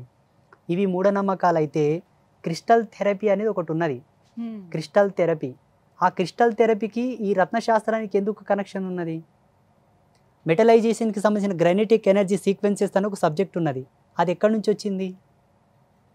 ఈనాడు సిమ్ కార్డులో బంగారు ఎందుకు వాడుతున్నారు? ఏ లోహం, ఇనుము వాడొచ్చు కదా, లేకపోతే కంచు వాడొచ్చు కదా, కాపర్ వాడొచ్చు కదా. సిమ్ కార్డులో బంగారు లేకపోతే సిమ్ కార్డు పనిచేయదు. శాటిలైట్లో కూడా బంగారు ఉంటుంది. ఎందుకు ఉంటుంది? దానికి ఆ గ్రాస్పింగ్ పవర్ ఉంటుంది, ఆ రిసీవింగ్ కెపాసిటీ ఉంటుంది. ప్రతిదానికి ఒక పరమార్థం ఉంటుంది. 100%. చాలా సంతోషం గురుగారు. ఎన్నో సందేహాలు ఇంకా చాలా ఉంటాయి. సమయాభావం వల్ల ఇక్కడితో ముగించవలసి వస్తుంది. ఖచ్చితంగా ఆశ్రమానికి రావాలని కోరుకుంటున్నాం. అమ్మ అనుగ్రహం ఉంటే, ఆవిడ ఎప్పుడు పిలిపించుకుంటే అప్పుడు ఖచ్చితంగా వస్తాను. చాలా సంతోషం అండి మీ సమయాన్ని కేటాయించి కార్యక్రమంలో పాల్గొన్న అందరికీ శ్రీమాత యొక్క ఆశీస్సులు. ఇలాగే ప్రశ్నించేవాడు జ్ఞాని, చెప్పేవాడు జ్ఞాని కాదు. ఇది తర్కశాస్త్రంలో మనకున్నది, మన హిందూయిజంలో. ప్రశ్న వేసేవాడు జ్ఞాని, చెప్పేవాడు కాదు. ఈయన సంవాదకుడు, అడిగేవాడు ఉదాత్త బ్రహ్మ. ప్రశ్న వల్లనే సమాజం చాలా పరివర్తనం వైపు వస్తుంది. ఇంకా మంచి ప్రశ్నలు రాయండి, మళ్ళీ టైం ఇస్తాను, నేను మళ్ళీ వస్తాను. చాలా సంతోషం అండి. నమస్తే. శ్రీమాత్రే నమః. అందరికీ థ్యాంక్స్ అండి. నమస్తే. సుమన్ టీవీలో మీ పర్సనల్ అండ్ బిజినెస్ ప్రమోషన్స్ కోసం కింది నెంబర్కి కాంటాక్ట్ చేయండి.